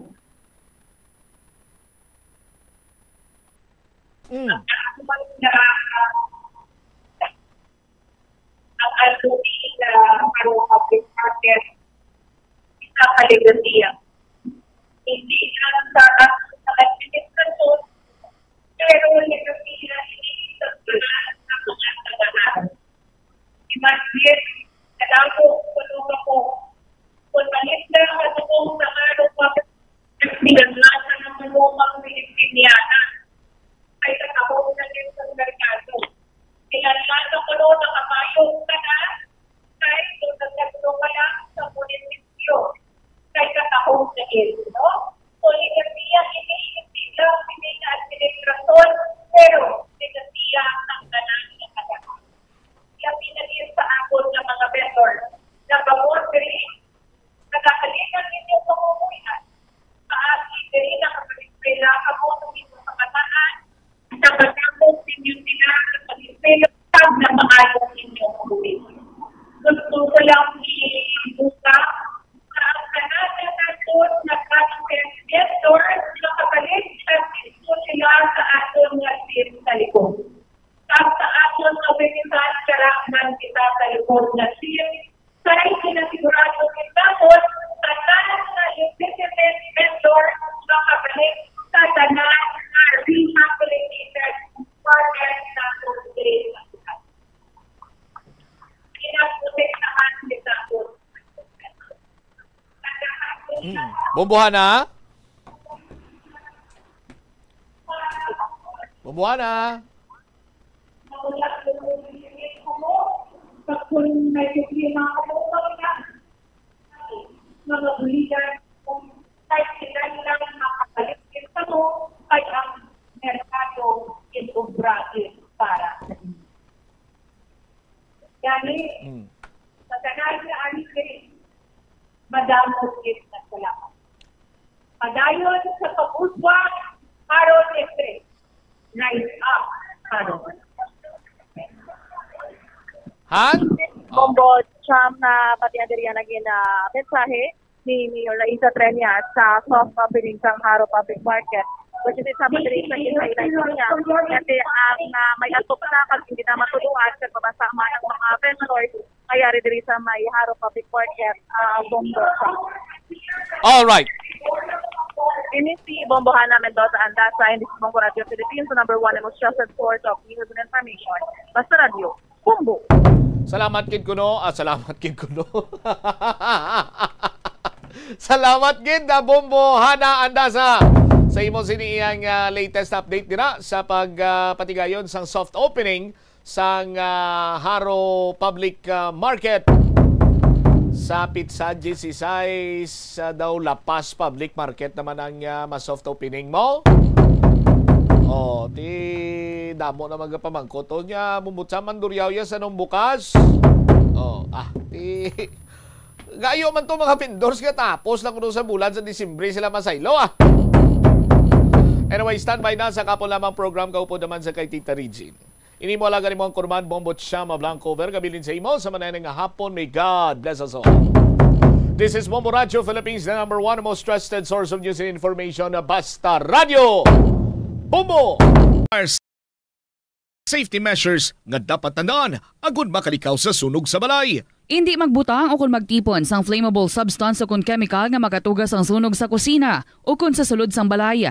Ipalayo man sa mga kabataan ang pospro kag lighters. Patya ang kalayo kag baga matapos ang pagluto sa kusina. Siguraduhon nga wala nagasungaw kag pirmi limpyuhan ang mga kerosene kag gas stoves. Tandaan, ang paglikaw sa sunog sa sulod sa balay, responsibilidad sang bilog nga pamilya.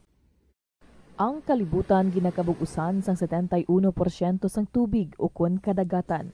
Kag ang kadagatan nagabulig sa pagtugas sang tubig nga aton mainom kag hangin nga aton ginahaklo.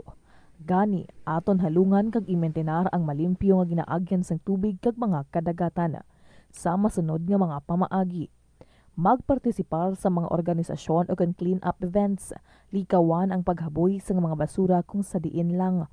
Buhinan ang paggamit sa mga single-use plastic, hindi pag-i-flush o kung ihulog sa mga lababo ang mga basura sa panimalay, kaangay sang plastic straw, auto fluids, kag mga grasa.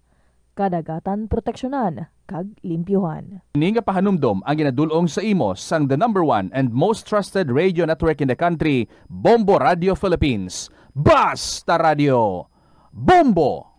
Hindi lamang sa jeans o kuntugas ang katigulangon ang rason sang hair loss o kung pagkaunot sang buhok.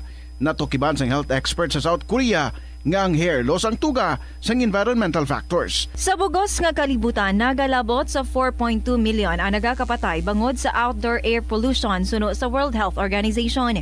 Mas sobra 90% sang populasyon sa kalibutan ang nagaistar sa populated areas sa diin ang heart attacks, aggravated asthma, irregular heartbeat kag poorer lung function ang pila lamang sa epekto sang air pollution. Ang kasubo kag depresyon ang hindi pareho nga balatyagon. Ang depresyon ang hindi gulpiyada lang nga nagakatabo sa isa ka tawo. Masami man nga ginakabig sa mga tawo nga depressed ini bangod sa kasubo nga nagakabatyagan. Ang kasubo, temporaryo lang nga nagakabatyagan sang tawo kag masami nagadugay sang pilalang kaadlaw. Samtang makabig naman nga nag-experience ikaw sang depresyon kung masobre na sa 3 ka bulan nga nagabatyag ikaw sang kasubo. Importante nga mahibaluan ang mga naga-trigger sa nga mga balatyagon, agud nga mahibaluan kung paano ini nga bulngon. Sa pagbugtaw mo sa aga, cold baladayon nga tubig ang imo ginainom? Ay, dali lang, wait a minute. Para sa ininit. Suno kay Dr. Deborah Weatherspoon, isa ka advanced practice nurse, mas maayo nga mag-inom sang alabaab nga tubig sa aga. Paathag ni Weatherspoon, iniya nagabulig sa lawas nga magpagwa sang toxins kag naga-improve sang imo blood circulation. Sa mga babayi, ang pag-inom sang alabaab nga tubig ay nagabulig man kung ikaw nagasuprer sang period cramps. Hindi ako Kada 39 segundo, may isa ka tawo nga nagakabiktima bangod sa paggamit sang computer. 8 ka milyon sa kada tuig ang ginaatake sang hacker. Likawan ang mangin isa sa biktima, mangin mahinalungon sa mga ginapanghatag nga impormasyon, protektahan ang kaugalingon, paggamit sang internet pasangkaron. Ini nga pahanumdom ang ginadulong sa imo sang the #1 and most trusted radio network in the country, Bombo Radio Philippines. Basta Radio Bombo!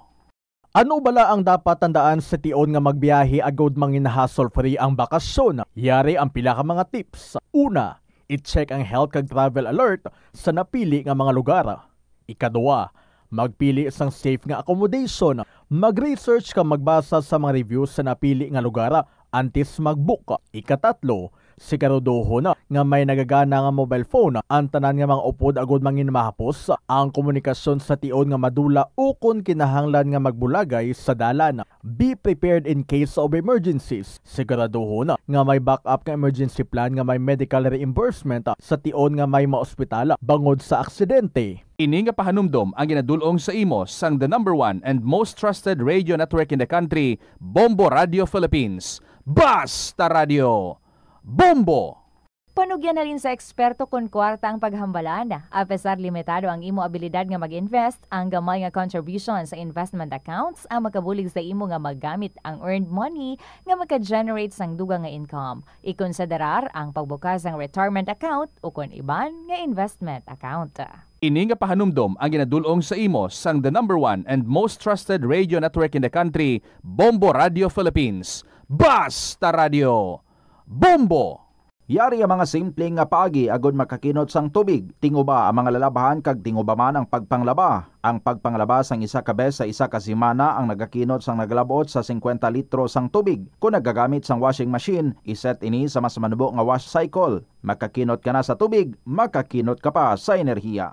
Nga ginadubilian ang iligal nga droga. Makamamatay. Ang nagagamit sang shabu posible mapatay tungod sa cardiac arrest o kung hindi gani tungod sa drug overdose. Makaguba sang lawas. Makadulot ini sang pagkaguba sang kidney o kung pag-angkon sang hepatitis. Posible man nga malatnan sang acquired immune deficiency syndrome o kung AIDS. Maglikaw sa iligal nga droga para sa matawhay kag malinong nga komunidad kag pamilya.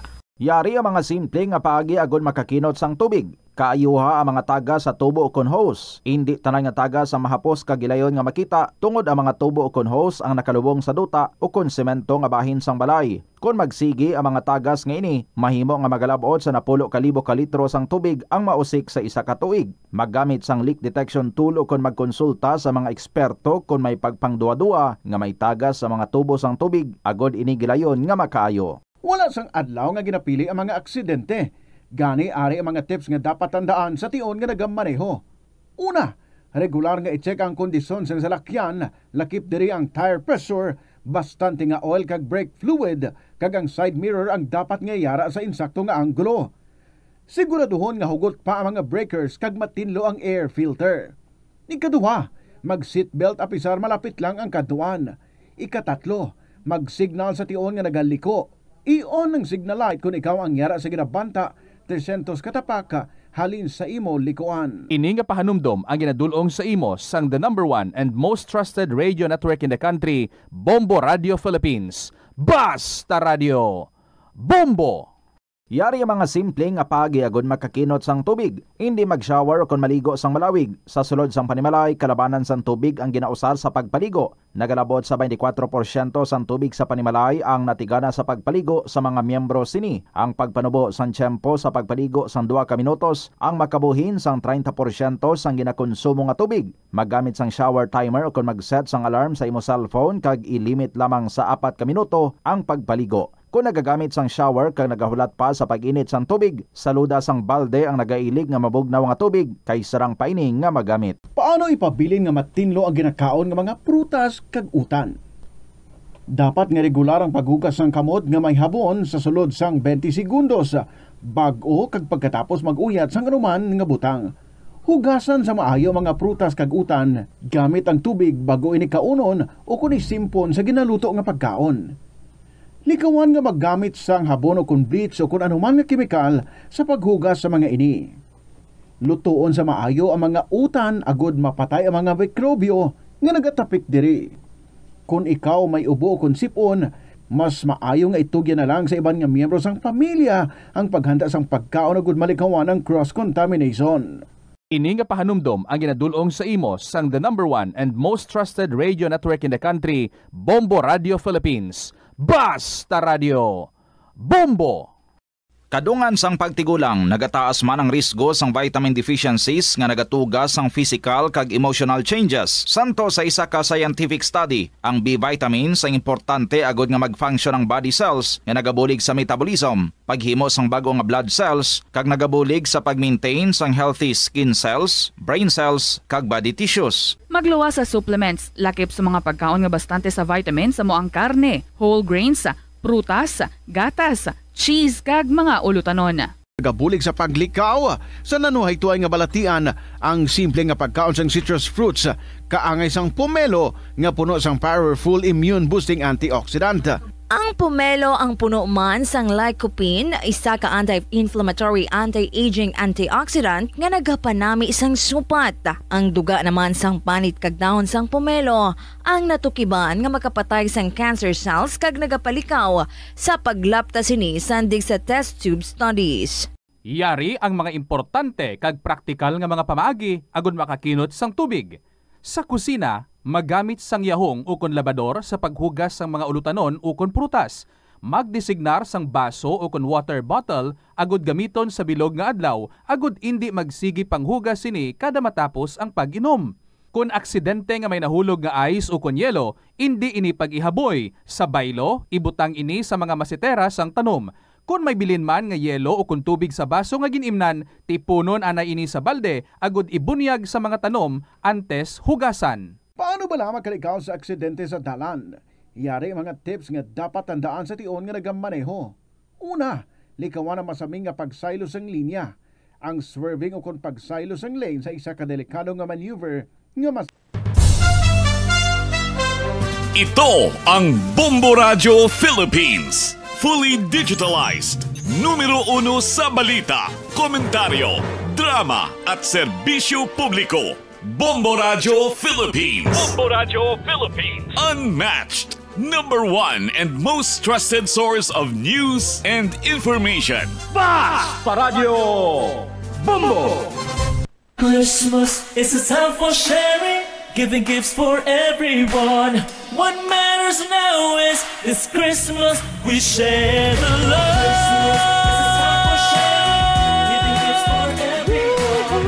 What matters now is this Christmas we share the love. Christmas is a time for sharing. Bombo Radio shares the love this Christmas to all the Filipinos and to everyone all over the world. This Christmas we share.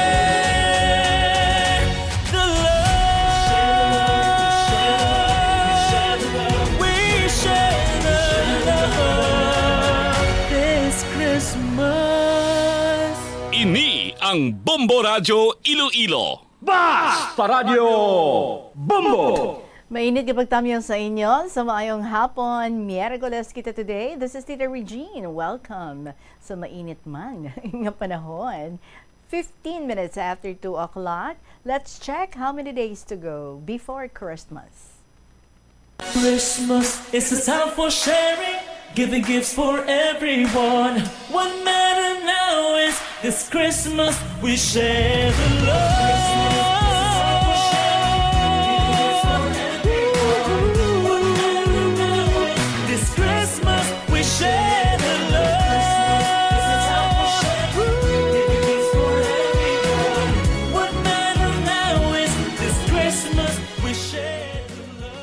Mga kabombo, 15 dias na lang kag Pasko na. Again, mainit gid kapag welcome diri. Sa kahapon lamang program kaupo ninyo si Tita Regine.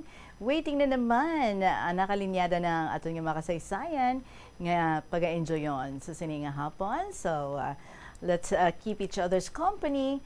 And to those nga ara dira medyo nagahilay-hilay, may nagapropong may ballpen na kamo dira, may ara na kamo sang papel.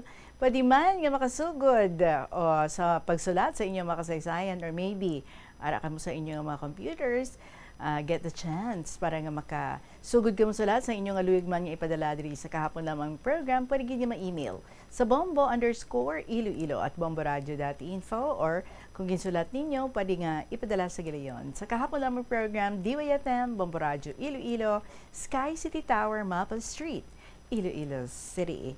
Mayong hapon sa liwat, ari ang aton nga matahong nga ambahanon para sa inyo. From Edwin Di Makulangan, mahirap gumawa ng kanta. Good afternoon and welcome sa KLP. Ng kanta, lalo na't marami akong problema. Paglito ang isip ko, hindi ako magtataka. Sadyang mahirap gumawa ng kanta. Mahirap gumawa ng kanta.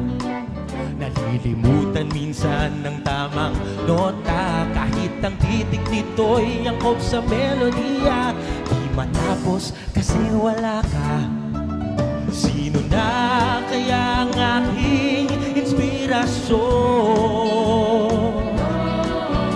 Sa gandang ginagawa hanggang ngayon. Mabibigyan pa kaya ng pagkakataon na maibalik pa ang ating kahapon. Kahirap gumawa ng kanta kung ang puso ko'y laging may kaba. Tumitibok-tibok at hanap-hanap ka tuwing na dahil mahal pa rin kita. Akala ko'y makakapiling ka sa habang panahon. Makakasama ka sa maraming taon. Ako'y iniwan mo. Bakit nagkaganon ang buhay ko? Gulong-gulo hanggang ngayon. Kahirap gumawa ng kanta, buhat ng lumisan ka, at nang nakita ka pang may kasamang iba, na wala nang siglang tapusin ang kanta. Sino na kaya ang aking inspirasyon sa aking gandang ginagawa hanggang ngayon? Magbibigyan pa kaya ng pagkakataon na may balik pa ang ating kahapon? Sino na kaya ang aking inspirasyon sa aking gandang ginagawa hanggang ngayon? Magbibigyan pa kaya ng pagkakataon na may balik pa ang ating kahapon? Na may balik ang ating kahapon. Mahirap gumawa ng kanta. Mahirap nga ba in terms of writing? Siguro samtang nagadugay, no? Ang inyong pagsulat, nagakahasa na kamo. So, hindi na mabudlay. So, keep on writing your stories. Dali sa kahapon lamang program so that we have something to enjoy every day. Halin Lunes, Tub-Tub, Sabado. And right now, before kita nga maghatag sa inyo sa ating nga unang letter para sa sining nga hapon, Pampabuena Sanay, we have a winner. Sa ating nga promo, 1-2 Panalo, year 24. 1, 2, Panalo! Narito na ang isang nanalo ng special prize na Bombo Radio AM/FM Radio with LED lights. Rechargeable, handy at hindi fixed dial. Plus 500 pesos cash. Yes, mga kabombo, arin na diri ang ngalan sa ating special draw winner para sa 1-2 Panalo Part 24 promo. Ang edad, 39 years old, taga Ibierna Street, Iloilo City. Ang iyang proof of purchase is Dr. Wong Sulfur Soap. Ang iyang pagadalon or puli nga price is 500 pesos plus very beautiful, manami gid nga limited edition sang radyo, sang bombo. Aton nga winner, congratulations sa imo, si Renante Sangalan. Sa liwat, Renante Sangalan, sang Ibierna Street, Iloilo City, 39 years old. Ang perfect purchase is Dr. Wong Sulfur Soap. Congratulations, nagahulat na diri ang imong mga premyo. Kadto ka na diri sa Bombo. 21 minutos makalipas, ang tak na ang 2:00. Ready na ako to give you our first story this afternoon from Lola Rose, Santigbawan. My Dearest, Inday Regine.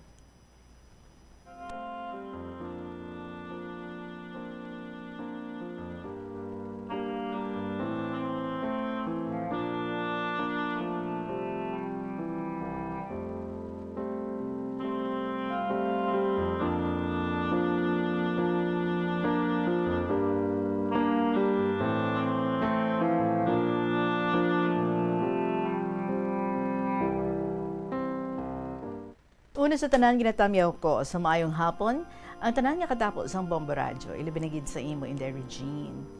Ining sulat ko nga ipasakop naman sa programa mo para tiini sa bulan sang September. Inday isaysay ko ang naagyan ko sa bulan sang September.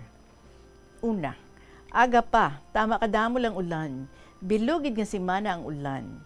Ang 5 ka plots ko nga petchay, wala gid sa namuhi. Hasta nga nagbakal naman ako, kaginsabod ko, pero nagsali naman sang ulan, kag wala naman sang nabuhi. Sa balay iya, amo ini ang natabo. Kaagahon, nagmata si Rika. Hambal niya lola, nagaambi. Nagbangon ako. Nakita ko nga ang plywood na utod. Ginuyatan ko, kaghambal ko kay Rika.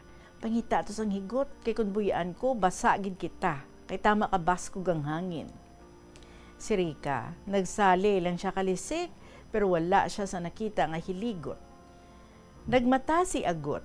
Hambal ko, hatagi ako sang hiligot, kay mabasa gid kami kun bayan ko. Inday balaan mo, ang dingding sang akon balay, half ang hollow blocks, kag half ang plywood. Inday, sa amo nga natabo sa akon balay, ginhimulatan ko, nga puros na lang hollow blocks, sa ibabaw, no, kag ang sa dingding. So isa pagid nga naagyan ko sa bulan sa Setyembre, isa ka gabi nagahigda ako, nagauyog ang katre. Hambal ko milinog. Pero inday wala gid ako magbangon, nga kadako sang haligi nga ara sa akon tupad. Ang ginimo ko lang, nagapangamuyo lang ako sa mahal nga Dios, nga luwason niya lang kami sa linog nga tama ka baskog.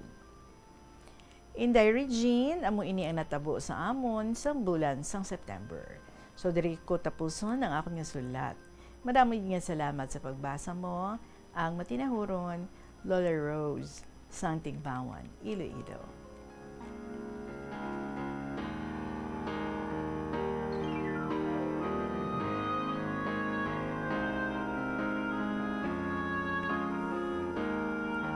Lola Rose, salamat. Nakasulat ka naman diri liwat. So, these are what happened sa bulan sang Setyembre. What about October and November? Kumusta naman ang mga ganap sa imong life? Pwede man mga ma-share. Please find time kanugon sa mga petchay mo, no? Nauladan abitudo. So wala gid, hindi siya nangin successful. Wala sa may nagtubo. So pares man sa nabalaan ko. Gakatingala siya. Ang petchay nga gitanong niya sa subong, wala gid may nagulhot. Tisilin ko ba si expired na yung mga seeds, yung bakal, kay dudugay naman na. Anyway, Lola Rose, salamat gid ha. I know nag-enjoy ka ganda sa imong little garden. So keep enjoying life and stay healthy and stay safe. Proceed kita mga kabombo sa ating next story. Nagikan sakay in B sa iyang episode, The Search for Peace. Dearest Tita Regine.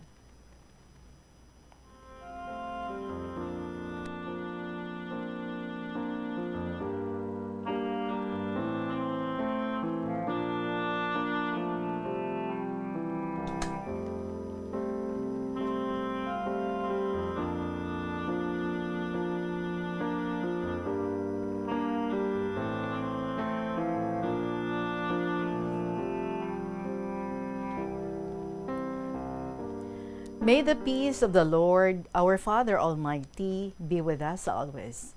Let's think of real peace that lives and reigns in our good relationship with our Creator.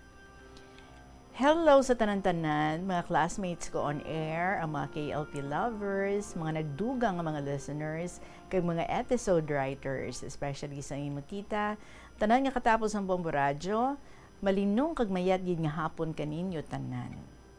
Philippians chapter 4 verses 4 to 12 says, "The peace of God, which surpasses all understanding, will guard your hearts and minds." At the heights ng ilang popularidad, creativity, and manggad, ang Beatles, ang grupo ba lang nga Beatles, nakaproduce ng isa ka controversial project nga ginatawag The White Album. It signaled the breaking of the band by featuring pieces that were primarily individual in nature instead of collaborative. Nag-reveal man sin ini sang growing disenchantment with all that their fame had produced. Sa iya nga song nga I'm So Tired, si John Lennon nag-express sang emptiness of his successful and wealthy life with these profound words. I'd give you everything, I've got a little peace of mind. All that he had accomplished and all that he had become could not meet this simple yet deep personal need. Ang kalibutan kung sa diin kita naga-exist cannot offer peace. It offers only poor options. Pleasure, power, and professions are no substitute for peace of heart and mind. Si Paul nag-remind sa mga believers sa Philippi, the peace of God which surpasses all understanding will guard your hearts and minds through Christ Jesus. Amo ini ang peace nga ginadala sang aton nga Ginoo to those who have been reconciled to God by faith in His Son Jesus. It is a peace we have to share with a world that is desperate for it. Peace, real peace, is found only in a relationship with Jesus. Di kamo, nakabato na kamo sang peace, kalinong. Finding real peace, accept the reconciliation God offers by asking Him to forgive you. Magpati kita that His Son Jesus nagpakamatay sa cross para sa aton mga sala, kag nabanhaw from the dead. Peace I leave you, my peace I give you. Not as the world gives, do I give to you. By Jesus, our Savior. Sa pagpangita sang peace or kalinong, first and foremost, ang kalinong makitaan right in our very own home among the members of our family, sa komunidad, sa munisipalidad, sa probinsya, sa bugos nga aton nga pungsod, and sa bugos nga kalibutan. Particularly, sa sitwasyon naton karon, tama kabudlay pangitaon ang kalinong, halin sa sulod sang aton panimalay, pakadto sa aton barangay nga aton napuy-an. Kun waay sang maayo nga relasyon, kag paghinangpanay ang isa't isa sa aton. There is no peace. Karon, malarawan nato nini sa pamilya nila Mr. P kag Mrs. Q sa hindi pagkaintindihanay bangod sa madamo nga mga rason, kaangay sang poverty, bisyo. When misunderstanding and hatred dominate between them, that nobody couldn't lower his or her pride as powerful individual in the family, ang ila mga problema nagapabilin nga hindi masolbar. Waay man nagapakialam si Mr. P sang ila kawadon as breadwinner of the family. Ginapabayaan na lang si Mrs. Q to answer their daily needs, especially sa ila pagkaon. Kay tamad or tama katamad magtrabaho, kag nagapatuyang lang sang bisyo, wala kag tuo. Muna, sa kita niya nga magsikad, iya pa nga itong its, kag ibingo, mayad lang kung magdaog, may mabitbit nga bukaw-bukaw, kag bugas nga 3 ka kilo, para sa panyapon kag pamahaw. Karon, kung mapierde, ano kuno, maghapa na lang, kag magpahinai, matulog, kag magsikad, pangutang sa karinderya, nga mabulong ang kagutom niya, mayad bala dia. Paano ang kabataan?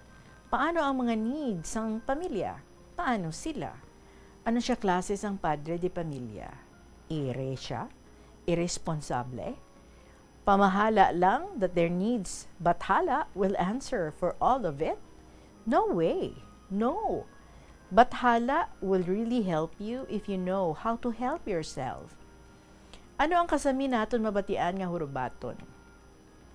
Tao, buligi ang imo kaugalingon, that God will help you. Insa kuno si Boyet, nagasikad man lang, buhi naman ana pamilya, buhi na. Tinapa-eskwela naman ay ila 3 ka anak sa kolehiyo. Sa rason nga si Boyet, why bisyo? Tungod si Boyet, kamaan mag 1+1. Aron mapaiguan ang kita sa husto nga pagginasto.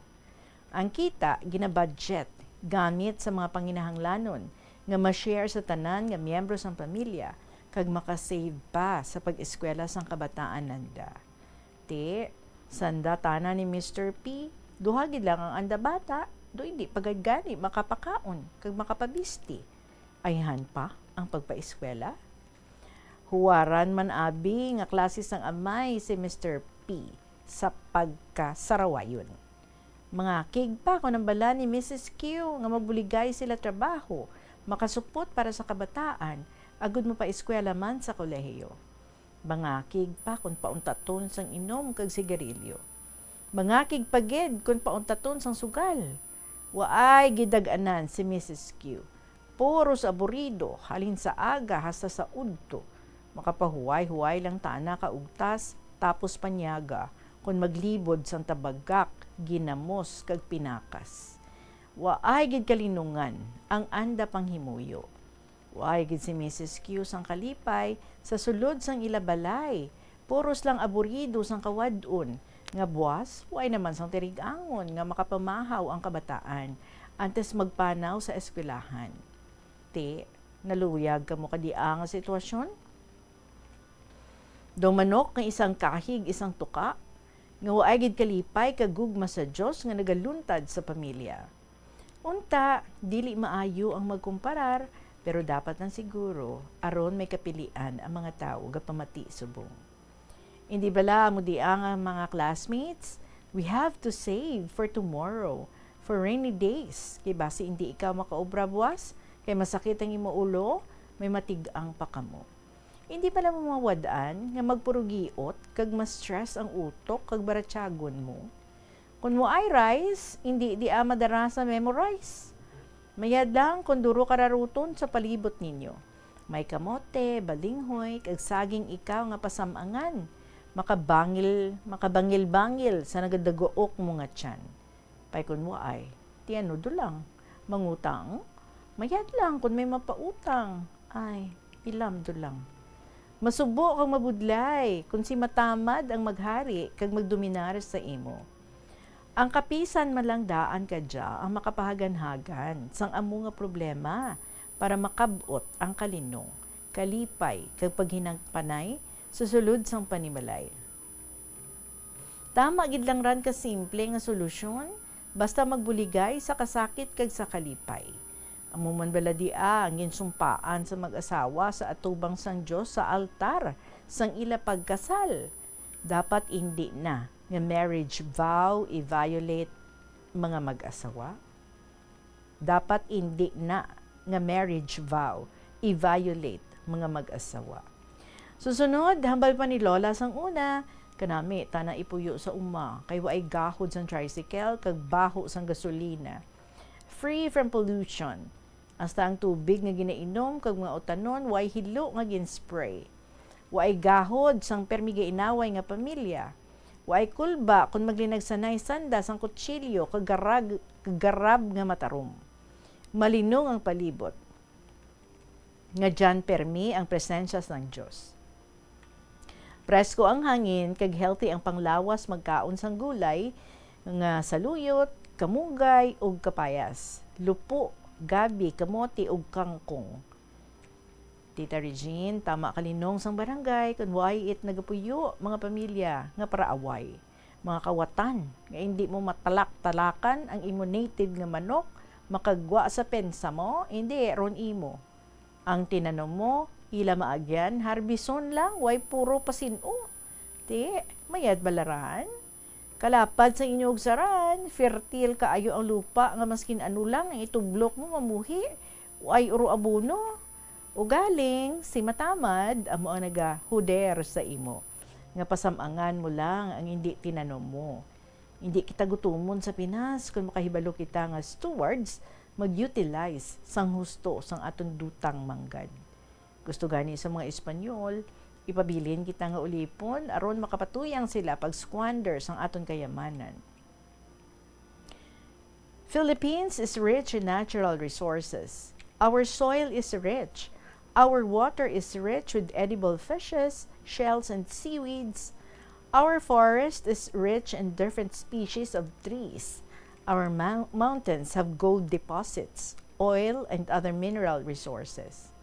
When in fact, sa dako nga pangurakot subong sa mga Pinoy nga poderoso, sa ila pagkadalok-dalok sa kabansang gobyerno, nga ginunay man lang kuot ang trilyon nga pundo, way kasing-kasing, kaluoy, pagbalikid sa mga tawo, baklon dulang tanas ang Amerika ang Pinas.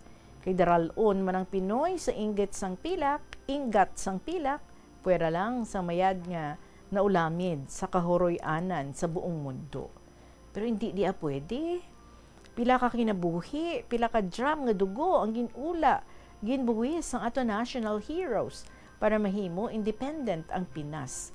To be ruled by the Filipinos na humantong sa ganitong sitwasyon ngayon. Masyadong magulo. Let me ask your reaction. Ano ang magagawa natin bilang mamamayan? Shall we just leave this blank? Anyway, why gining posible sa gahom sang Ginoo? Kung kita mangayo pasaylo sa iya, agud magka-reconcile kag magminahalay sa ating kapwang tao. Much more so sa ating may kapal, si Panginoong Jesus. Ang sabat sa na-monitor ko, we demand for peace, settlement, return the trillion losses for reconciliation, love, forgiveness, and understanding for the whole people of the Philippines as an independent, peaceful, rich country in the Orient. Hence, real peace is found and reached by accepting reconciliation. God offers, and by asking forgiveness from Him, we ask this. In the mighty name of Jesus, we pray. Amen. So, thank you so much, Aliwat, sa imong pagbasa sa inyong episode, tita. Salamat sa inyong pagpamati, mga palangga ko nga KLP lovers. Kabay pa na-inspire ka mo sang leksyon nga nabangot sa sining istorya. Padayon na nato ang pagsulat sa KLP nga makapahalipay sa aton tanan, makakuha sang kunot sa aton itsura, kung makaharakha kita, makakutlo sang ideya nga amuhon kumangali kadya sa pagsolbar sang akong problema. Let love, peace, and understanding be with us now and forever. With love and prayers, NB of Iloilo Province.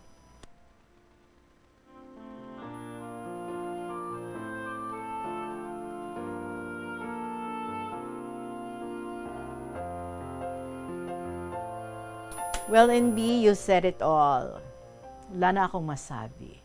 Everything you said is true. So, salamat, Gid, and thank you also for the invitation for others too to write their stories, mga inagyan, maybe their feelings, or maybe their stand or their opinion of what's happening around. Pwedeng-pwede gid na sa liwat i-email lang sa bombo_iloilo@bomboradio.info.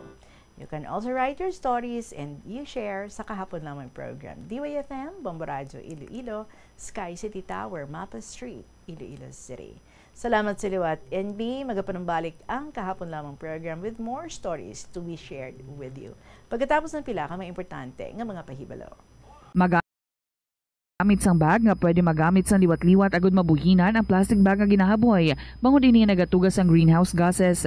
Ikaduha, hindi masumi magamit sang computer. Kung 4 ka oras lamang sa isa ka adlawang imo nga paggamit sang computer, makabuhing ka na sang carbon dioxide emission nga 83%. Ikatatlo, kung malapit man lang imo nga kaladuan, mas maayo nga maglakat o kung magsakay na lang sa bike. Magluwas sa makakinot ka na, mabuhinan pang polusyon nga nagatugas ang climate change.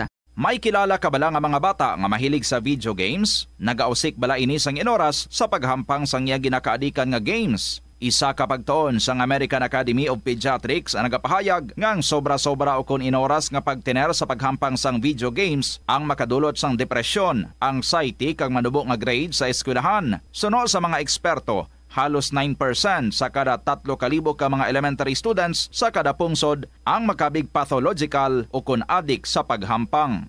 Makabig nga pathological o kung addicted ang The Farmer's Bazaar, your traditional public market with the touch of Plazuela Dos, ang isa ka lugar nga gintukod sa tion kag sa kasagsagan sa COVID-19 pandemic. nga may tinutuyo nga maghatag sa imo sang safe marketing experience. Subong nga ang COVID-19 hindi na gid man dako nga pamahog kag nagapakadto na kita sa next normal. Rest assured nga ang Farmers Bazaar will further evolve agud nga magpadayon sa paghatag sa inyo sing satisfying marketing experience. The Farmers Bazaar. Sa lower level, tara na pahamtang ang fish, poultry, kag meat section. Para naman sa inyo mga kinahanglanon nga prutas, utang kag iban pa, magbisita sa upper level, pinaagi sa paggamit sa hagdanan o kon sa pagkadto direkta sa parking lot. The Farmers Bazaar, your traditional public market with a touch of Plazuela Dos. Sa eskwelahan, ang pagpractice ang good manners and right conduct ang makabulig sa paghimo sang positive, respectful environment para sa pagtuon. Nagapakita ini sang pagtahod hindi lang sa mga manunudlo kun Plazuela de Iloilo Billboard of Activities for December 7 to 13, 2025. Entertaining you with all the goldie songs has always been their utmost pleasure. Sa ining nga weekend, ang Retro Band ang natalana nga maghatag sa inyo sang one great musical show sa concert at the Plaza. Magasugod alas 6 sa gabi sa Disyembre 13, Sabado. Sa tion sa musical show, napuno ka mga matahom nga Plazuela de Iloilo Special Edition mugs kag madamo pa nga iban ay gaparafol sa mga suki sa Plazuela de Iloilo. Sa Disyembre 14, Domingo, ginaagdang tanan nga mangin kabahin sang Eucharistic celebration nga pagahiwaton sa El Puente or the Bridge sa among adlaw alas 11 sang aga. Sa tion sa Holy Mass, ipangamuyo naton sa Ginoo nga iyatandugon ang kasing-kasing sa mga tawo nga involved sa anomalous flood control projects nga pamatian ang panawagan angot sa restitution. Plazuela de Iloilo, we remain to be one with you in the common hope for a better community and a progressive country in 2025.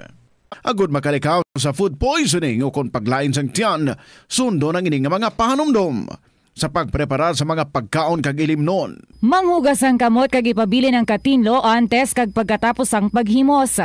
Kung nagamasakit, likawan ang pagprepar. Yari ang isa ka praktikal nga paagi agud makakinot ikaw sang tubig bisan sa panahon sang tig-ululan. Tipuno ng ulan, gamita ang balde, drum o kon rain barrel agud makatipon sang tubig nga nagailig gikan sa atop sa tion sang tig-ululan para maggamit mo sa pagpanghugas o kon pagflas ang kasilyas. Pagi sini hindi mo na kinahanglan magpanag-ob kag hindi mo na kinahanglan magpatubod sang gripo, gani makakinot ka sa balayran sa inyong nga water bill. Ini nga pahanumdom ginadulong sa inyo sang Flow Water Resources Incorporated, watering the seeds. Mas nanamian bala ikaw magtuon sa balay ipaanggid sa eskwelahan nga madamo ang tawo? Isa ka panugyan para epektibo ang pagtuon sa balay, amo ang pagpangita sa designated area agud nga matiniran kung ikaw nagasulat, nagabasa o kung nag-review. Pwede man nga lamesa sa kusina o kung sa desk sa go sang inyo nga balay, pero hindi gid maghigda sa imo nga katre samtang nagatuon. Ini bagod nagakate Latinengni sa Lambunaw. Dear Tita Regine.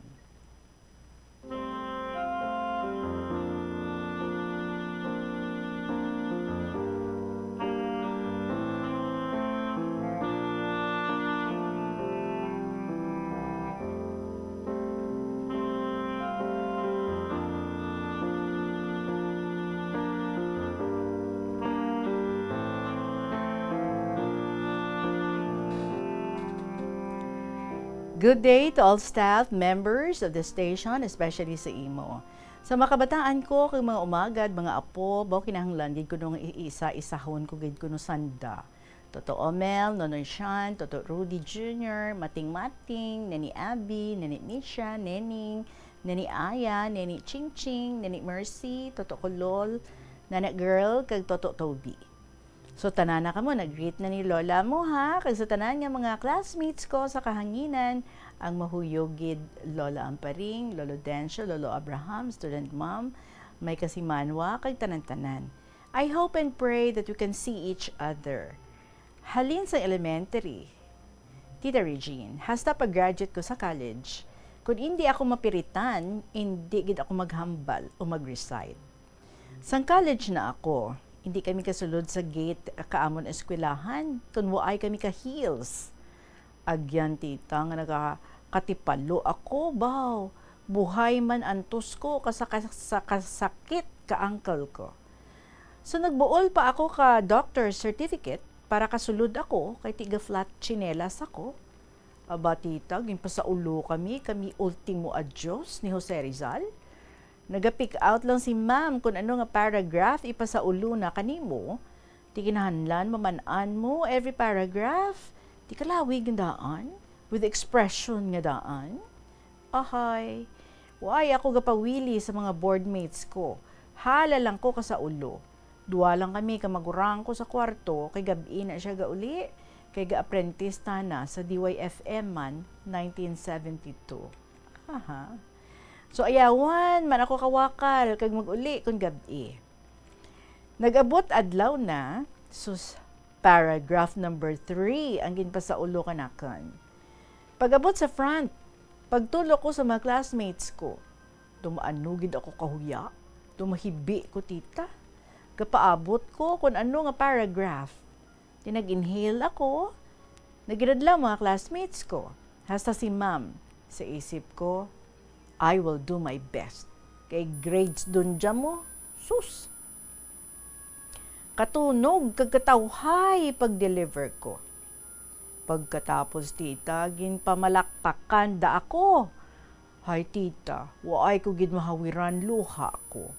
Tears of happiness. Haha. Mga unforgettable moments during my high school days sa personality and development namon.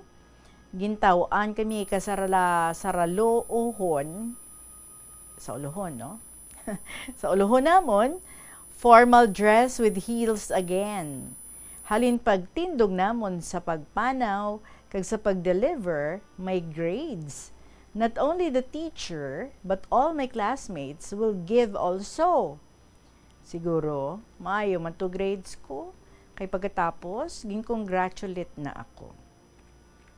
Imagine, tita, kung kaisa, gina-surprise na kami, magpang-inspection ka panyo, tissue, kag pa beauty kit. Ti iban, uduro, hindi kompleto. Kay gusto na, may dyan gid kuno ikaw, nga amo kaday Kung kisa, ginahambala na kami itmalain. Mayad lang kay puro kami babae. Okay lang kay ti, salaman namon. Tama ka istrikto, pa isa ka bes. Nagsimba kami sa Haro Cathedral. Pagwa namon, nang laktod kami sa plaza. Pakadto sa may Gabaligya at Pandesal. Baw nagtabuay kami, sus, maalwan man. Imbis nga iya binaklan, gintao na kanamon, kag magbakal tana liwat. Member gali ka Knight of Columbus. So mayad hambal namon, istrikto pero mayad man. Dean of Medical Secretary sadto sa hospital, pero tita, or sa school, pero tita natunto ko man, wagid kamaan, kaysa kilid ka building, dalag ko ang mga lunok, ginaistaran ko no daya katamawo, tuod gid man nga may tamawo. Kayang among klase sa second floor, may step pa ibabaw. Ti medyo late na ako, kaga-start na ang class.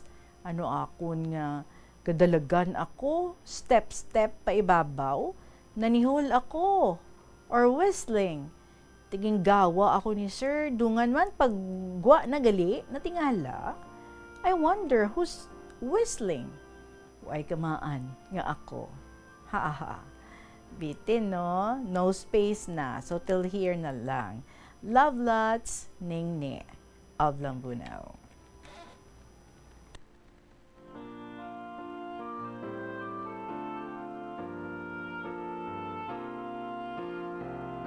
Salamat gid Ningni for another episode para sa sining nga hapon. Those were the days, no? Pero naga-sharpen ang imong memories every time makapungko kada sa imong special chair, kag makadabot sang ballpen kag papel. Hindi malasaw, okay lang. Diretsuhan ko ha, ang sulat naman ni Neni sa Western Samar. Dear Tita Regine,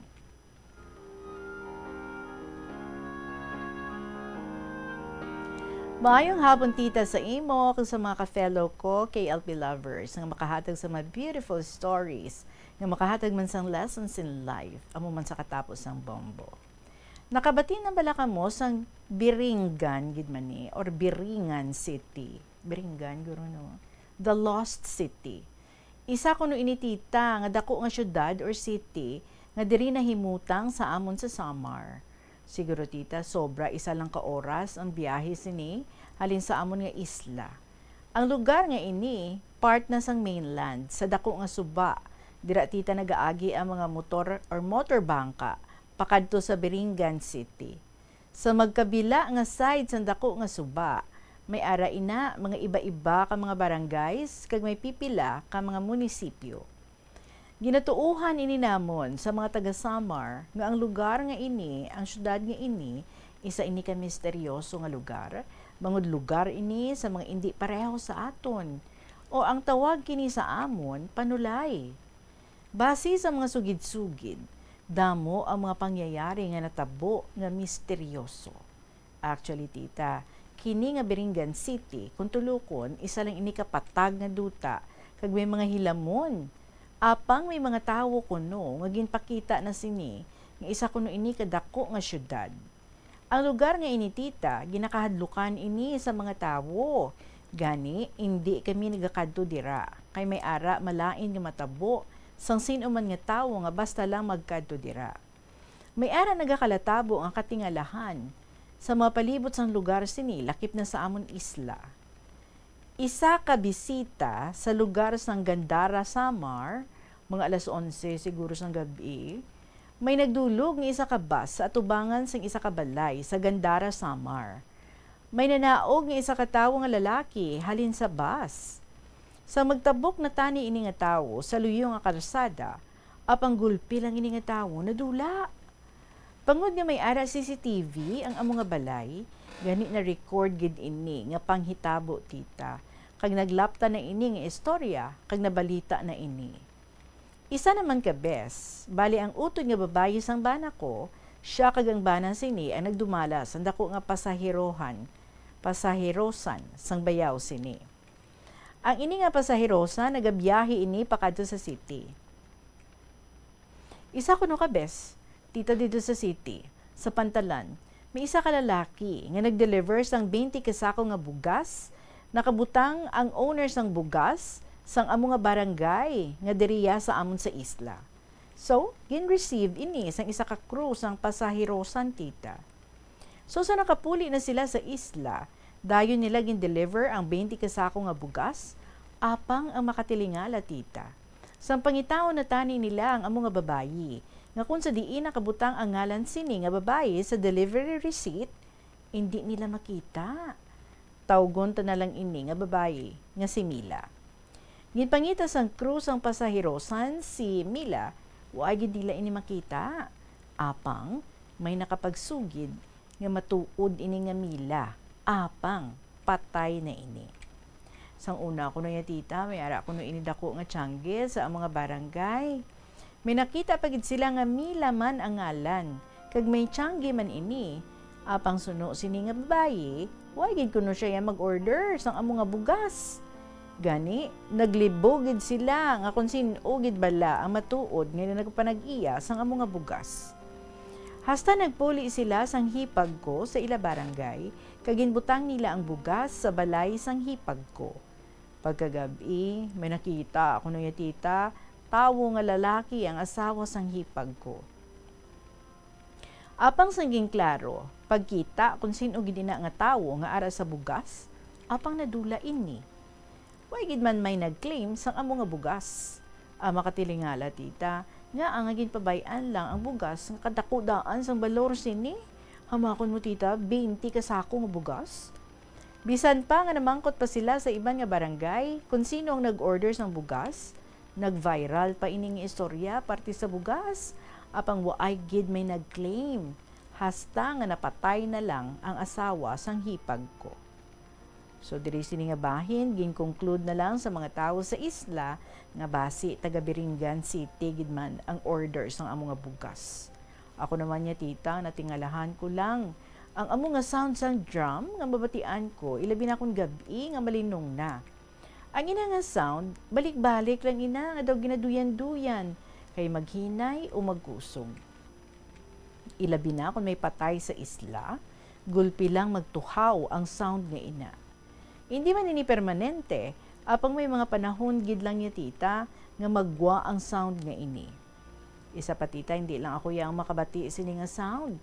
Halos tanan nga mga tao sa amon isla nakabati na sila. Ilabi na gid sa mga mananagat sa gabi nga nakapalibot sang isla nga kadagatan. Sa kadugay nga panahon nga nakatabo ini, wa gid man niya tita ma-confirm kung sa diin gid ini naghalin. So gani, gin-conclude na naman niya sang mga tao tita nga nagalin kuno ini sa Biringan City. Base sa mga sugid-sugid, tita magparty kuno ini nga mga tabaga Biringan City, ilabi na kung may napatay nga tawo kagang ilang pinaka-music, amo kuno ina nga sound. May paryente bala ako tita nga lalaki, tagunta nang sa kay Eric. Si Kuya Eric soltero ini, tita natabo inigri no mga 80s pa. Siguro mga 9 years old lang ang edad ko. Kay subong niya tita, nagapang-idaro na ako sa 50 anyos. Nahalukay ko ini tita sa akon utok, samtang nagapamensar ako sa akon kasaysayan. Ini si Kuya Eric, ya tita, nagkadto siya sa lugar sang paryente niya, nga ara sa mainland nga barangay. Isa kagabi tita, naggitara kuno si Kuya Eric, sagwa sang balay sang paryente niya, samtang masanag ang bulan. Dugay-dugay kuno ya tita, may nagpakita sa kay Kuya Eric, isa ka matahom nga babayi. Samtang nagakubli ini sa puno sang lubi, nga nagalingling sa kay Kuya Eric, samtang nagagitara ini. Ang babayi gali nga ini, hindi kuno pareho sa aton. Ang tawag sini sa amon, panulay. So ini nga babayi, tita, isa ini ka panulay, nga naluyag kay Kuya Eric. So diri sini nga bahin, tita, nagkilalahay kuno sila Kuya Eric, hasta nga nangaluyag ng si Kuya Eric, tubtub nga nangin sila na. Isa kuno ka bes, ginupod kuno si Kuya Eric sa balay sang panulay nga babayi, kag didto nakakaon kuno sang itong nga kanon si Kuya Eric. Si Kuya Eric tita, gulpi lang nga nagkaara sang sakit, bisan ginpabulong ini apang waay ini nag-ayo. Tubtub nga napatay ini. Nanugid tita si Kuya Eric sa iloy niya, kag nanugid man ang iloy ni Kuya Eric sa amon. Hindi makuno si Kuya Eric magpati, ngang ang mga babayi, isa ini kapanulay. Basi sa mga sugid-sugid, ang amo nga babayi, taga Biringan City kuno ato. So, tubtub na rin diri tita, ang ako nga pagsaysay, madamo nga salamat sa pagbasa mo sa malawig kong nga sulat, kag madamo man nga salamat sa imong nga pagpamati. Ikaw na lang bahala mag-correct. Sa liwat, ang matinahuron, Neni, sang Western Samar.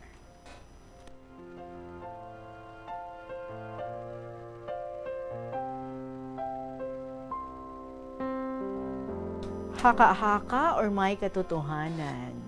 Pining parte sa kay Kuya Eric mo, no, gisugid niya gid sa iya nga mother, nga ti handed down man sa inyo, nga mga pakaisa niya. Ano gid man bala? Until now, nag-exist pa na ang ina nga city dira. And until now, padayon pa ang mga misteryoso nga nagkakalatabo.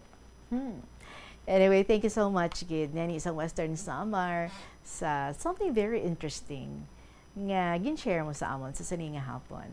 Mga kabombo, for your own stories to tell, pwede nyo mga email sa bombo_iloilo@bomboradio.info or sulaton sa gihapon and then ipadala lang sa kahapon namang program. DYFM, Bombo Radio, Iloilo, Sky City Tower, Mapa Street, Iloilo City. Again, sa ating Christmas countdown. Christmas is a time for sharing, giving gifts for everyone. What matters now is this Christmas we share the love.